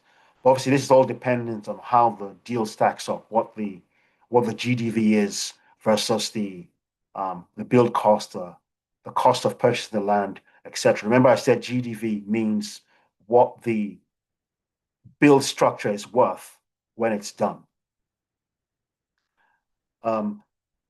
So yeah, you'd have lenders that will lend up to 100% of the build cost. They'd also lend part of the land acquisition costs as well. But there are a plethora of secondary market lenders that would actually provide this kind of financing. I think after this call, I'll be happy to share with the facilitators any details of those kind of examples of those kind of lenders if that information is required. But it's important that we know that obviously to access this kind of funding, there is the equity requirement on the part of the investor or developer. Like I've said before, you don't need to arrive at that position by yourself or just by yourself. By clubbing together, people as a collective can arrive at this position. Another thing I've learned over my time is the importance of professional help, professional advice, especially as it relates to construction. I would even go as far as even land acquisition, making sure you have the right stamp duty consultants, making sure you have the right legal advice, making sure you have the right architects that can value engineer a project to make sure that it works. My project in Waltham Abbey, it's one thing to secure planning permission for a project. It's another thing to actually build it out with a light cost footprint. What I mean is that to get the numbers to work. So typically you have planning architects that would, I mean, I don't know how many of you watch Grand Design. If you can just give me a thumbs up, you watch Grand Designs. I think it's on channel 4, I believe. I don't know if it's another channel now, Grand Design. And you'll see all this elaborate kind of designs. You'd see like a building with an angle, a lot of glass and all of that. And the truth of the matter is that that's what planning architects do. They will come up with the most crazy designs. But when it comes to implementing the construction of it, it just blows the budget completely and it makes the deal unworkable. And this is where it is important to have the right architect, the right skill set that can value engineer the project to make sure it works within your cost footprint. So my project in Nazin, for example, we're talking about the ground floor being an expanse of about 150 square meters.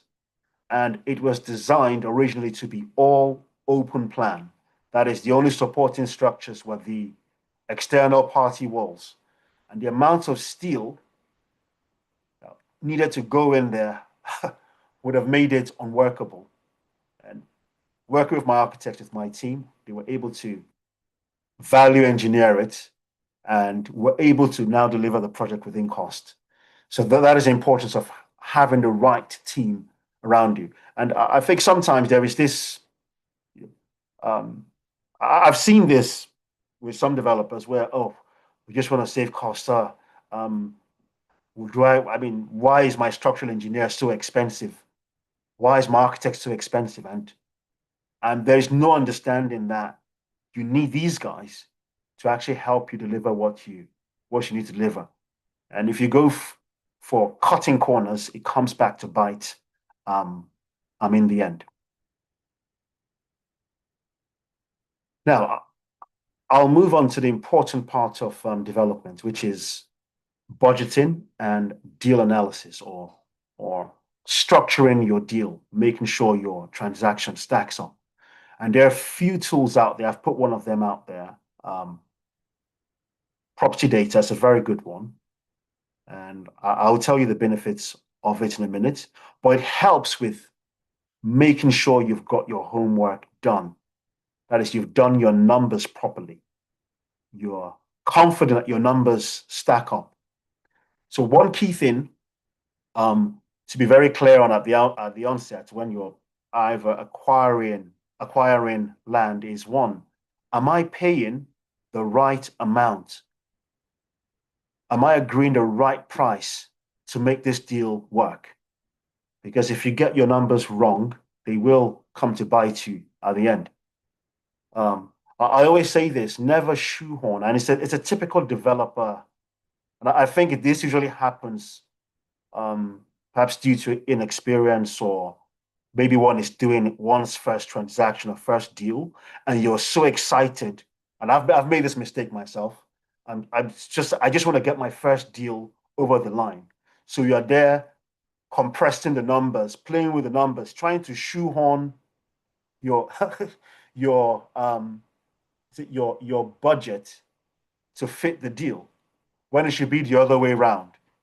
That is, the deal must fit your budget. That is, you shouldn't try to massage numbers. So where, for example, build costs are £200 a square foot, it's going to cost you no less than £200 a square foot to deliver a project. In actual fact, that's the going rate at the moment. £200 a square foot, that's what it's going to cost.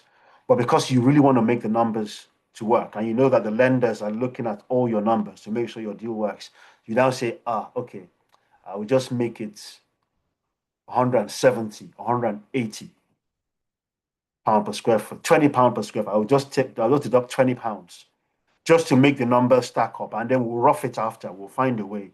We'll rough it after. It doesn't always work, because you'll get overtaken by events, even if you are able to, by some stroke of luck, manage to still compress those numbers and make them work. Events always happen. I think a few years back, this was the start of the Ukraine war, for example, the cost of building materials, they just skyrocketed. And people who had deals that were already on stream at that time, they got burnt out proper, because materials literally went up by 20, 30, even 50%. It was mad in that time. And that's when the new baseline for north of £200 a square foot for construction, that's where that sort of, that's where that sort of baselined. But it's very important that one gets one's numbers right from the very get-go. Because what happens is, read your funding with your lenders, they're going to hold you to task on the numbers that you have submitted, you have put forward. So once you've shaken hands on your deal, yes, they would allow a contingency pot of maybe 7 to 10%, but they're not going to give you above that. Once the lenders shake hands, the deal is complete. Your job is to go and build it. They don't care whether you come back and say that, oh, materials have gone haywire, cost of materials, cost of build. They're not interested in that. They're just interested in you delivering your project and giving them back their money. So it's very important that deal analysis is done properly from the start. Don't shoehorn budgets don't try to do smoke and mirrors with your costs. Make sure that they are spot on and they are accurate as possible. But the other thing I would say is pursue cost efficiencies. And it seems to be contrary to what I've said in my previous point, but making sure you are as cost efficient as possible. Obviously, once you have, what I would say is over budget, overestimate, have a start. And then when it now comes to delivering the project, that's where you now pursue cost efficiencies. I mean, one of my contractors I work with is always saying that, this guy, you're always pushing us very hard. And then I remember one time he said, oh, beggars cannot be choosy. And my response to him was that, well, I am a choosy beggar. That is, I want my money to go far. And I mean, procurement has been something I've been very, very, very particular about. One of our other projects, I believe the one in Cheshunt, we found ourselves constrained by the materials that the planning architect had submitted as a condition for the development. And the bricks that he had selected were £2.50 per brick. And we needed about 80,000 bricks. I can't even compute how much that would have been. And that was going to be a big problem for us, given the costings we had agreed with our lender. We couldn't actually even go back to them to ask for more money. So we had to do extensive searches, and that's where I really put on my procurement hat on. And eventually we were able to find those same bricks. We imported them from abroad, I think from Belgium or Sweden, and Sweden. we got them at £1.20 per brick, literally halving those costs.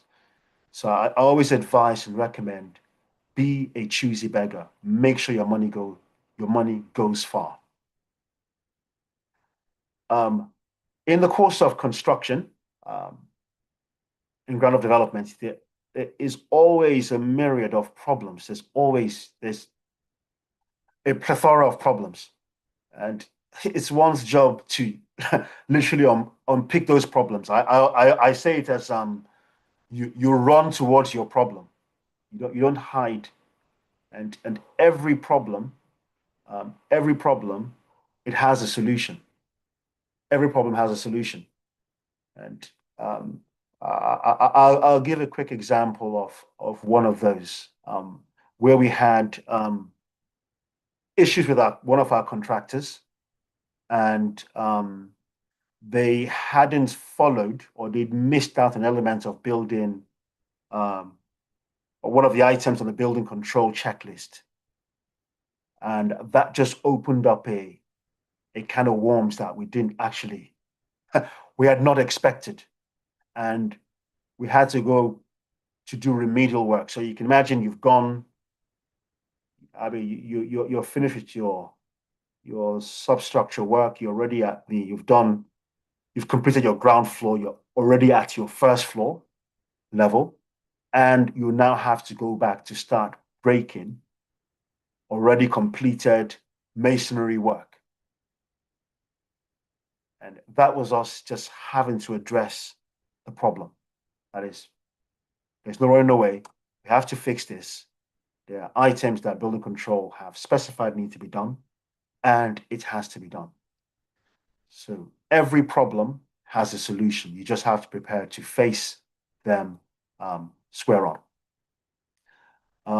Another key lesson I've learned over time, and I think this would be useful for you whatever spectrum you are in the property journey, property investment journey, whether you're doing heavy refurbishment at the moment, or you're just doing a bathroom fit out and all. Do your due diligence on your contractors and your delivery partners. That one, they have the requisite skills and experience to deliver the work, but also in instances where you are forward funding, that is where you are parting with large sums of money upfront to do works, that you do your credit checks and you do your monitoring. And I give an example. On one of our projects, we had barely started. I think we just started foundation works when the contractor, who we had used before, myself and my partners had used before, he pretty much, he was pretty much going boss, pretty much. And the only reason why we knew was because we had set up, credit checks and monitoring on him to actually keep a watch on his profile, on his balance sheet, on his credit rating, and his credit limit, whereby any CCJs are flagged, any drops in credit limits are picked up, are flagged. So we can take quick remedial action to either change contractor or to be less generous in terms of paying monies upfront. And there are a number of tools that are available pretty much to anyone. We use a firm called Credit Serve, whereby once we onboard a contractor, obviously, actually prior to onboarding them, we do a credit check on them to make sure they're good. But then we maintain an active monitoring on their profile to make sure that they're good through the duration of the project. So we don't end up, because the worst that can happen to anyone is you've got your project, you're midstream, contractor goes bust. It is very difficult to replace one contractor with another. No one wants to inherit another person's work. It's the worst thing that can happen. And from experience, it's happened to me. And so I'm just putting out this information here for those who are looking to make this journey or this transition, that the tools are there, they're available for you to use. Yeah.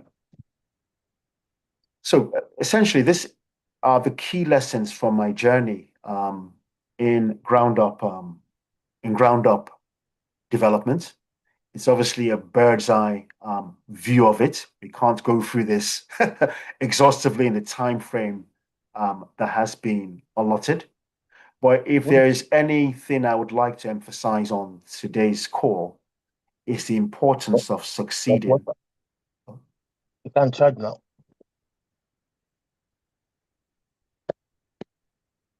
That's what I need.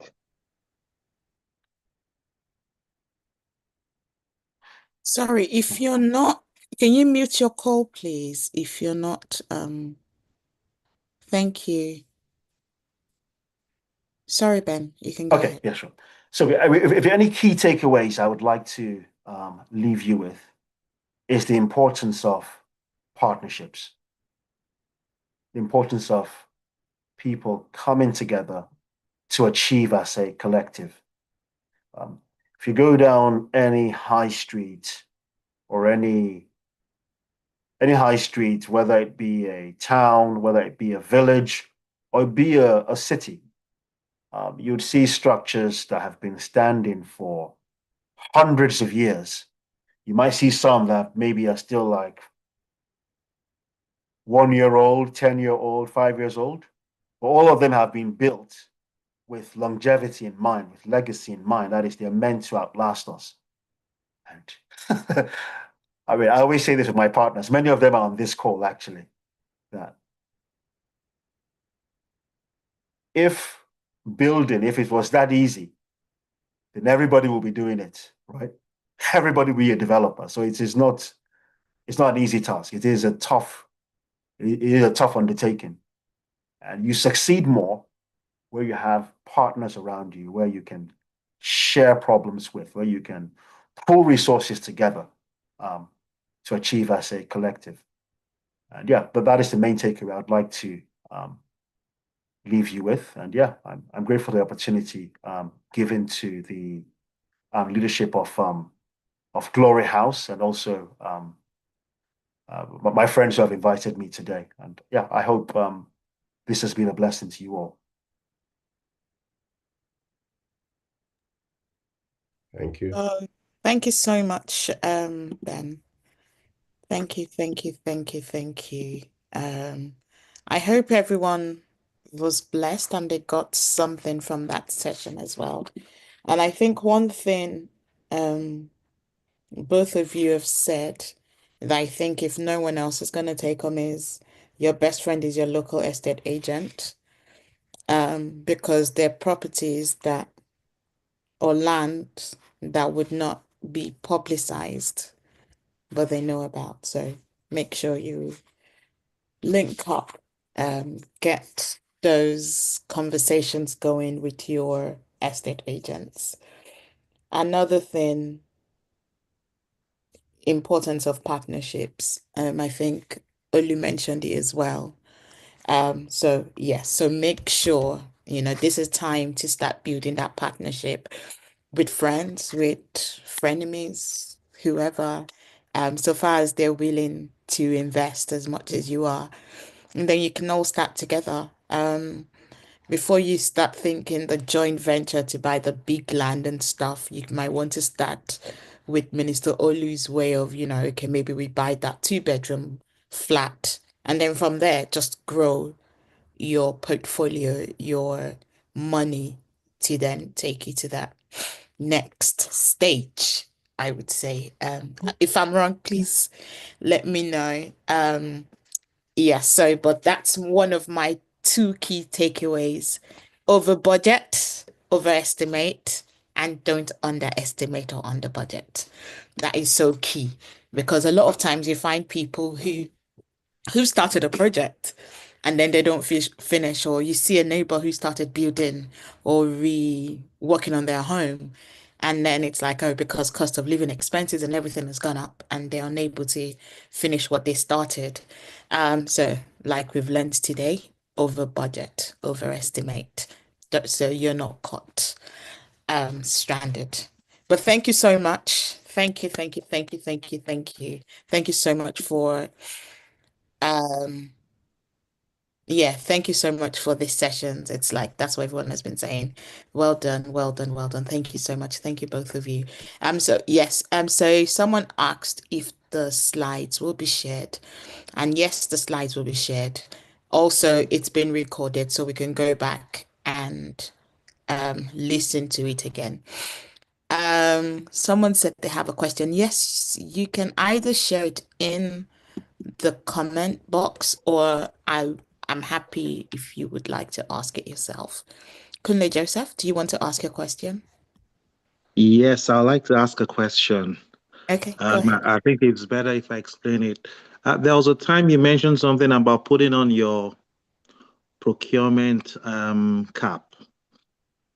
Now, when it comes to procurement, the example you used was about maybe particular type of brick that was going for around £2.50 in the UK, and you needed about 200,000 bricks or so, 800,000 bricks actually. The cost 80,000. 80,000. Sorry, 80,000.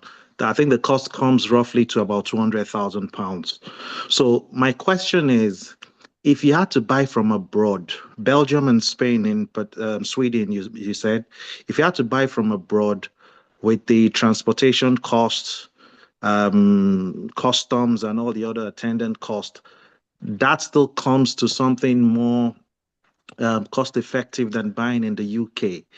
So I'm just thinking, procurement generally, does it mean that you have to be a lot more open-minded to think of things you actually source outside of the UK? Not necessarily. So I just spoke to more suppliers within the UK. In actual fact, it was a UK-based supplier that imported those bricks for us. And it was pretty much not just going with what we were told. So pushing back on the cost we were given and asking that, could we look elsewhere? And I basically hit the phones myself and found this particular supplier, they're actually based in Woodford, who brought the bricks at that price for us. Okay, thanks. Thanks for the clarification. Thank you. Okay, thank you very much for that. So there are a few questions here. So I'm just going to go through. The first question, I believe, is for Oli. Would the same strategy work on a 40-year lease? Okay, so with a 40-year lease, it has to be a cash purchase. So like I said in the beginning, if the lease drop below 50 years, you cannot mortgage the property in the UK. So it's going to be a strictly cash purchase. So what you want to do is just make sure you understand what the lease extension cost is going to be using the strategy. You can use the internet to check. You can approach the freeholder, or you can even ask the exchange agent to, to ask the seller to approach the freeholder, get a voluntary quote for you. You wouldn't mind paying the, sometimes the management agent charges you. So like the last one we are doing, we had to pay £150. So it would be wise to get those quotes before you proceed. We are doing one at the moment. Obviously, can't disclose where it is. Somewhere in London, it has 38 ESDs left on it. And the lower the lease, the lesser you pay. Okay. So typical example, it has 36 years left on the lease. The open market value, it's between 350, right, to 375,000, depending on how nicely done it is. Now, generally speaking, you want to pay half the price. When it drops between 30 and 40 years, you want to go in at almost half the price of the cost of the property. So we agreed a purchase price on this for 165,000. You will notice it's way, way less than half the price of it. The lease extension on this particular property is £105,000. So which takes us to around about 275.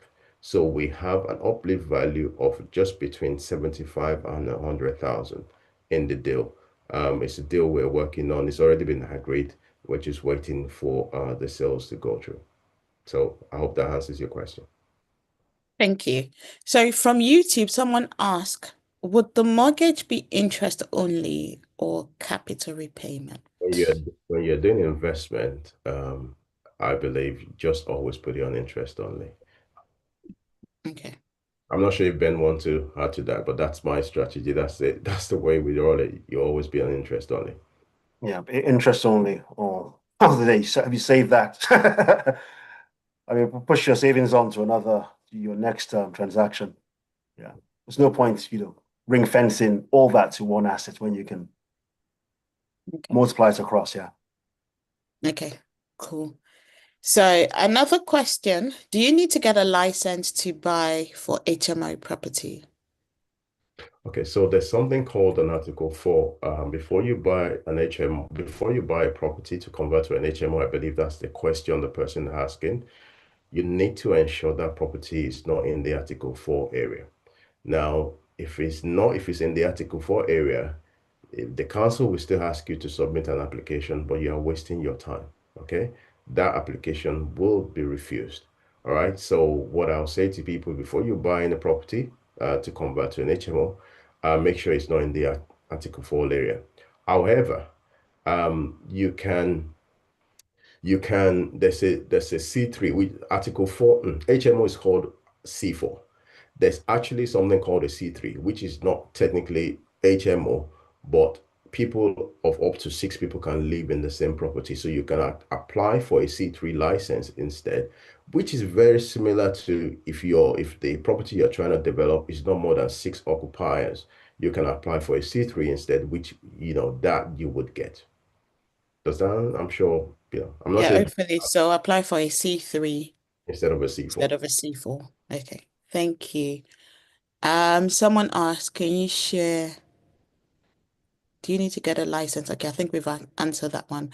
Please, can you share all presentations PDF with us? You mentioned we can share. Someone said, how would they get it? I think if anything, you can listen back to this YouTube video, and if you're a Glory House member, you can reach out to either Minister Olu or Dr. Chris, Pastor Chris after, and they'll be happy to share the slides with you. But if you're not, and you were invited by someone to this, if that person is a Glory House member, I'm sure they can happily get the slides for you as well. If they check, if they check in the message box, both of them are there already. Okay, so they've linked. Okay, cool. So both of them are there. Thank you so much for sharing. What advice Happy to send a PDF if people prefer as well. Oh, thank you so much. What advice will you give those new to the country? What to look out for in buying their first property? You want to go first, Ben? Location. It all depends on what it is you're looking for, but I would always say location. You want to buy in an area that will go up in value. Okay. Yeah. And it all depends on appetite. I generally, whilst I'm I'm shooting myself in the foot here because I'm a developer and I'm in the build to sell business as well as build to rent. But I would not, as your first property, I would advise, if you can avoid it, look for something. Don't go for a new build. Don't go for a new build. Go for something you can add value to. The reason being that with new build property, there's a 15% premium that is appended to it. That would be, so whatever new build property you see would be 15% higher in terms of cost compared to other comparable properties in the area. So essentially, you're dropping 15% in my laps where you can keep that to yourself. Or to look for something that is perhaps not supposed brand new, that you can add value to, and you can enjoy the uplift from. But again, that's me shooting myself in the in the foot. Yeah. Okay. Thank you for that. Someone said the materials must comply with UK regulations. It's always good to seek expert advice. Okay. What are the benefits of purchasing a social housing property? I mean, the interesting thing is I bought my council flat in 2006, I believe. right? Even though I had investment properties as well prior to that. So can you imagine just before the Labour government came in, somebody is offering you 104,000, 105,000 pounds for your right to buy. I believe, some of the people are, now on this call that, your house is valued at 350 and the government gives you a discount of 104,000, which means you don't need to look for money to put for deposit. And which means 5 years from now, you can cash in on equity. Obviously, well, you can cash in before 5 years. You can't sell the property before 5 years. Otherwise, you would have, first of all, you need to give the council the first refusal. Secondly, you will need to return some of that deposit that was given to you. So for me, the advantage of buying your council flat is there's a free money on the table, and you can use that money towards your investment portfolio as you begin to grow. Okay. But you can rent it out, just not sell, right? You can rent it out. So after 6 months, a typical residential mortgage allows you to ask for permission to say. So let me give this to. This is another dynamics. I know it's. I wouldn't mention name. I speak to couples on the phone. Some people are living in a 2-bed council flat that they've just purchased. They have children that they want to move out of the area and to obviously probably go into grammar school. Now they are going to move into an area, say for instance, it's going to cost you 500,000 pounds. I always say to couple, because you already have a residential home, why don't move into that location, a different location, right? And rent a home at that location. The money you want to use in buying the 500,000 pounds home, use it to buy multiple properties. What you'll find out is you're probably going to increase your portfolio from one property at your residential home to about 3 investment property.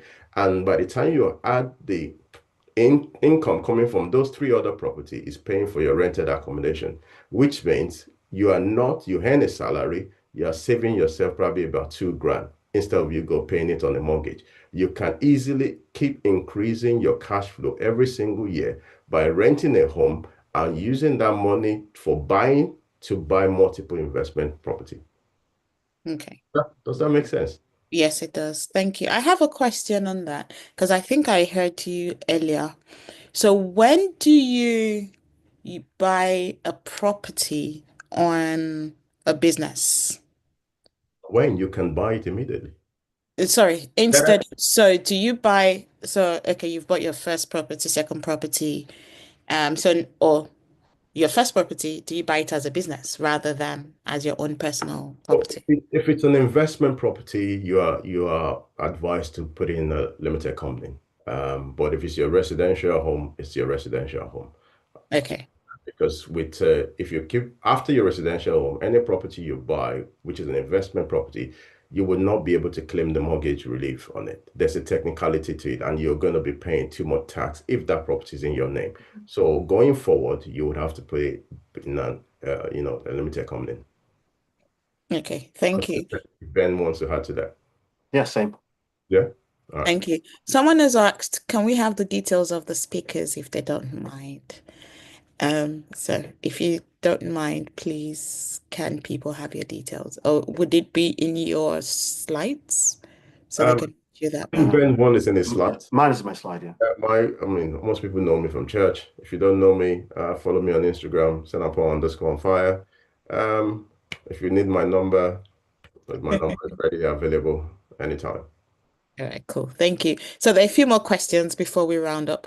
Can a lease extension be rejected by the freeholder? If so, what happens next? They cannot reject it. Okay. That's the rule, serving a Section 42 notice. So, but it has to be done right.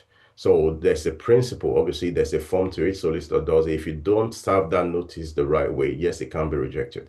But because the 2-year gap has now been removed, you don't have to own the property. Even if you serve the notice wrong, you can always do it right. So it's a regulation and they must follow that regulation. Okay, thank you. So we've got a few more questions, so I'll rush through it. So what kind of guidance services do you both provide? How can one reach out? Ben, do you want to go first? I mean, the funny thing was that I think I spoke to Olu and also to Chooks, who's on this call, that I've never done such thing as guidance before. This is my first time actually speaking in a masterclass. That I just do my I just do my business per such. I don't do education, but I realized that yes, there is a bit of knowledge I have that I'm happy to share. So people can reach out to me, and I'm happy to answer questions. But I don't have a structured training or anything of that nature. I can just share as I know. Yeah. Thank you. Same here. So, and like I said, the ocean is big enough. As long as you're not taking too much of my time, yes, I'm happy to share. I cannot buy the whole of UK. We cannot build the whole of UK. We can only with you, and that's what we are here for. But if you're going to take much of our time, if you want a structure, we can put something tailored to you, and obviously build you accordingly. Happily, I second that. Okay, so nearing, I think we've got 2 or 3 more questions. So what are your thoughts on a shared ownership scheme in place of paying high rent for someone with a previous property but can't live in property as work in a different area? And you know, So what are your thoughts on a shared ownership scheme in place of paying high rent? I will give you my experience as a developer. That's on the other end. I generally try to steer clear of deals like that, where there's either a Section 106 agreement that is to provide either affordable housing or where there's no clean exit, where I can't sell and move on. I wouldn't touch those kind of deals. Now I'm thinking in reverse. As a buyer, as an investor of such units, if I, as a developer, am wary of going near such transactions, then what will a buyer of such, if they wanted to exit, I don't think it's going to be plain sailing for them. So number one, remember, you're paying a premium for those units before, and then you're now worse off by only buying 25% or whatever percentage they offer you. I think you've been, sorry to say, you're probably already screwed from the get-go. Yeah. Okay. So I would say just go and if you want to rent. If you want to buy. That's what I advise. Yeah. And for me, I always say to people is don't forget the UK is a big place which have the same constitution, which have the same law. I think people need to consider going a little bit far out. So instead of you going into that shared ownership, you can buy somewhere for what, 50 grand, 60 grand with that deposit, and you can offset your rent with that. So you have a full ownership because you want to invest, and then you still continue to rent where you are. So you don't have to stay where in your locality to invest. So you can always invest outside or far away from your location and then continue to rent. Thank you. Does that answer your question? Okay. Yes. All right, cool. So, is there any advantage in paying up your mortgage? I mean, that's a big one. So I'm going to be that's a bit personal now. So I'm going to try without getting in trouble with. About 10 years ago, I received an instruction for us to pay the mortgage off. But there is technically no advantage. There's a reason why we were led to do that. So, those are led by the Spirit. They are the Son of God. But a few years ago, circle back again, I had clearly where you want to go, everything you need, you already have it within you. And, Dr. Chris was a testament to this because there's a file I have, it's probably the only, my wife and himself is probably the only person I shared it with. How you can grow from 1 to almost 1,000 property within a specific period. It came to me. But the thing with what you have, especially a lot of the Black people or a lot of people generally, your home is your biggest asset. And a lot of the time you're sitting on that money and the money is doing nothing for you. And a lot of the time is your hard-earned cash. So for me, I would rather you use that money to build. Okay, that's my own personal take. And 10 years ago, when we were about to do this, my wife said, Olu, this is not you. Why are we doing this? But it was an instruction. So technically, I would say there's no advantage. Always build with that money. But if you were being led by the Spirit, if God tell you to do X, Y, Z, please follow the instruction of what God says than what you want to do, because there's always a reason why God says you to do something. Does that answer your question? Or I'm not sure if Ben wants to answer to that.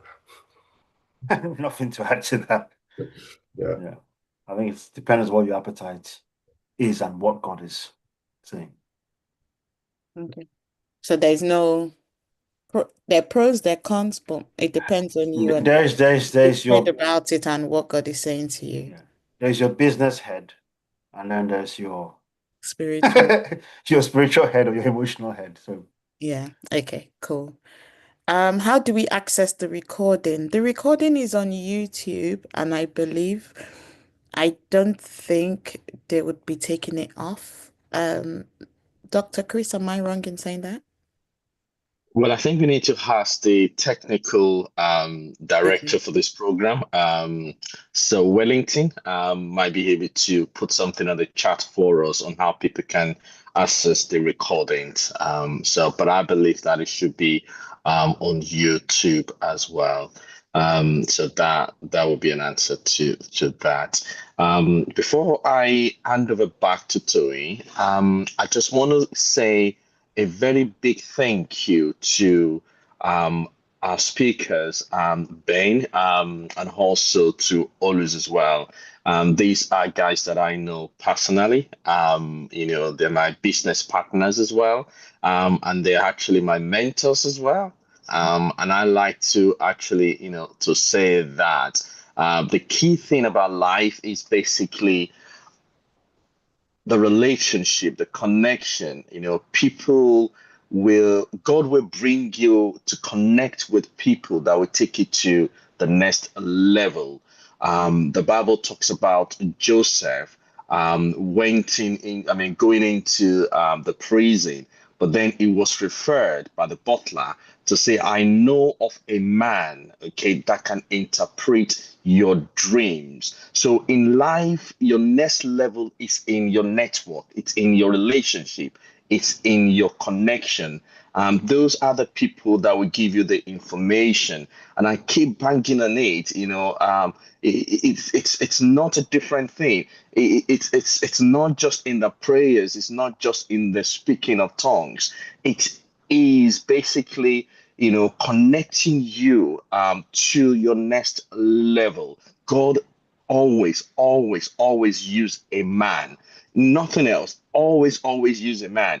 The angels is actually in the form of a man, nothing else. There's nothing highfalutin somewhere floating with the wings and stuff all there. So God always use a man. And as you can see, both speakers completely opened up basically their books. You don't get that. I mean, I get invited to property seminars, and I have to pay. I will be asked to pay 150, 200 pounds. 250 pounds sometimes to be able to listen to things like this. They don't even have like this. Nobody opens their book up, basically. But you've got both speakers actually opening things up. And also, lastly, life, it's about relationships, about connections, about collaboration. You chop alone, you die alone. I think Ben Shegun said that. Ben is Shegun, Shegun is Ben. So you shop alone, you die alone. We need to move away from dying alone. Let's chop together, basically, and we will live together. We won't die together. We will live together. So let's collaborate. Okay, bring families, 4 families, everyone coming with 25K. And five people with 25K is 125.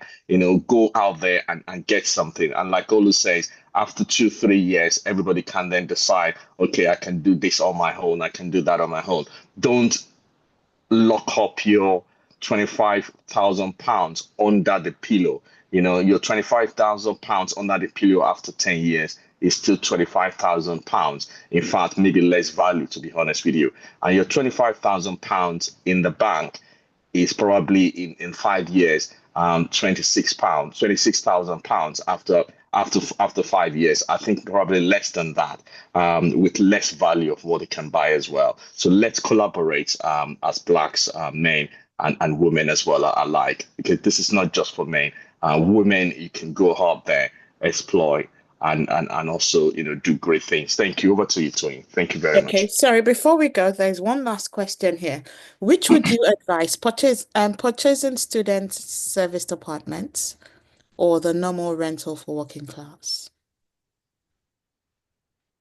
I mean, So should you buy a student serviced apartment or rental for working class people? So should you aim for students' apartments or should you aim for working class? I mean, I've never bought a student accommodation, so I can't speak much into that. But for me, what I've noticed in terms of, yes, you can have a rental yield, but in terms of capital appreciation, I've seen that time and time again online. You don't have that much capital appreciation on student accommodation compared to the conventional way. So, but if I was that person, I would be going for the normal conventional way.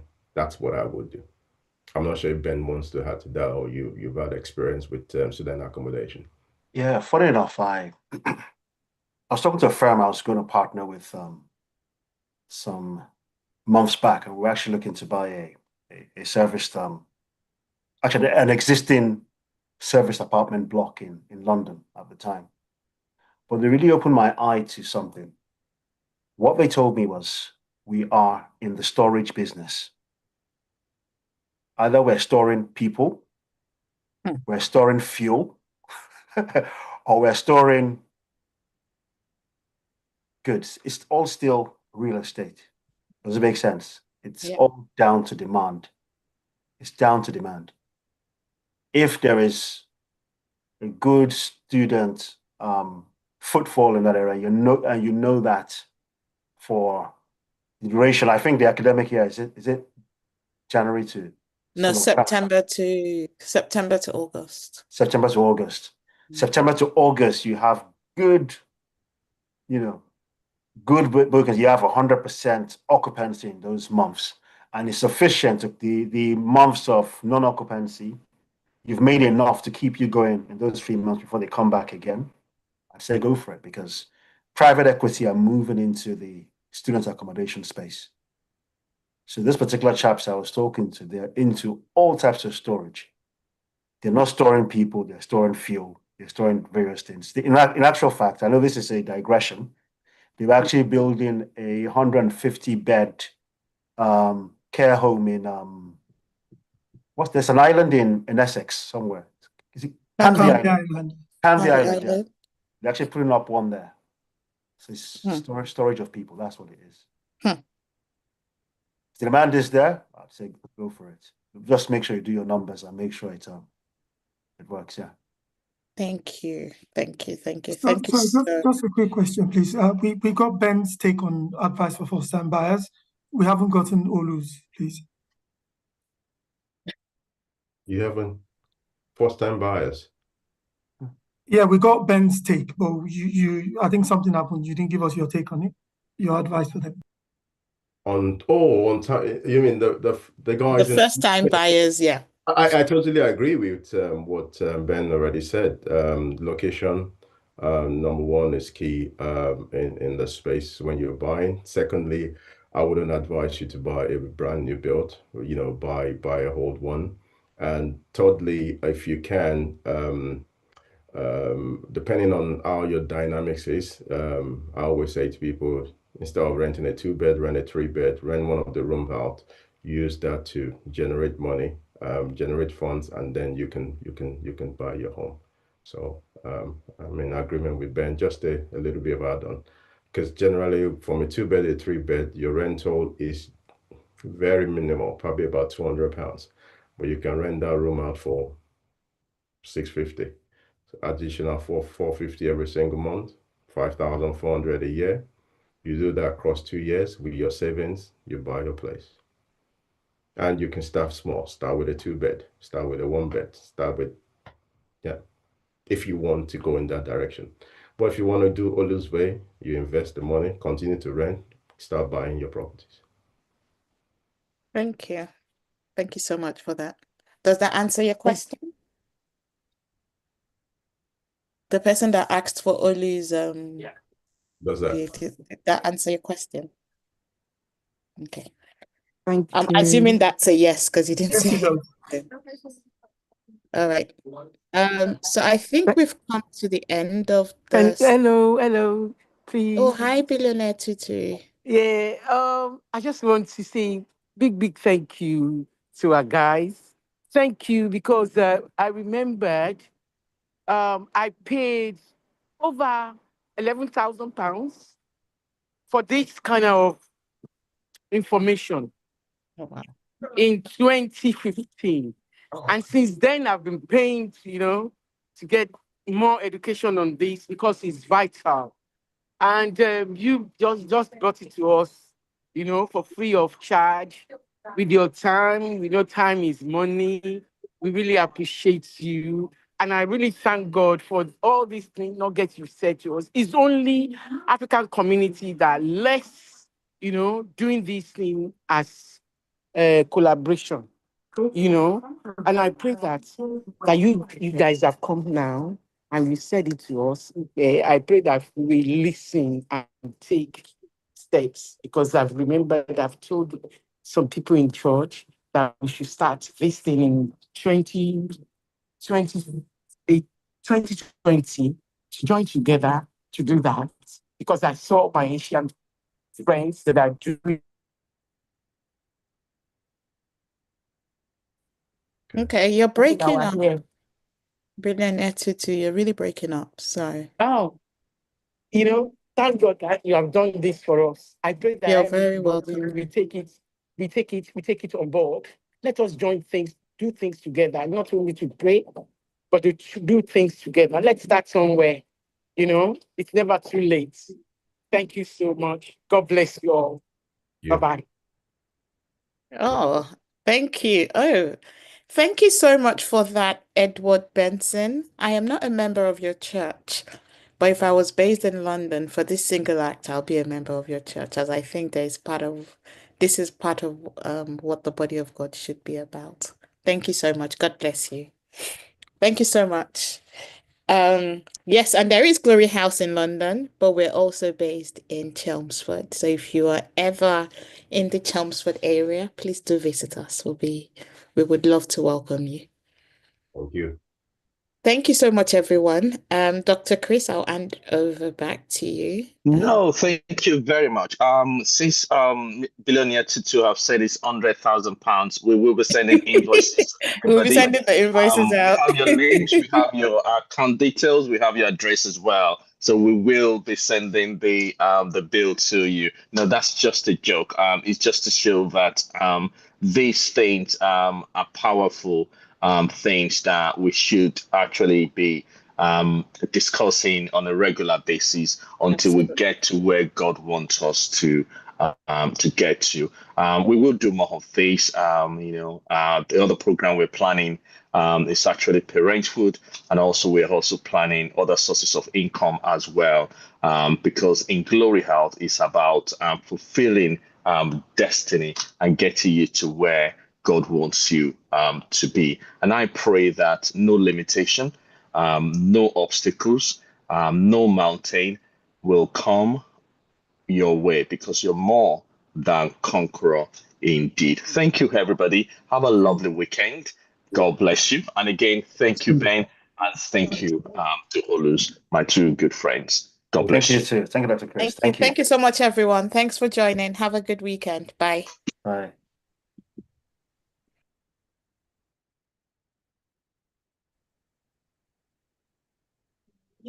Why? I'm seeing it. Thank you very much, Wellington, and I think also Minister Jerome, you are online as well. So thank you very much for helping us all through this program. Thank you.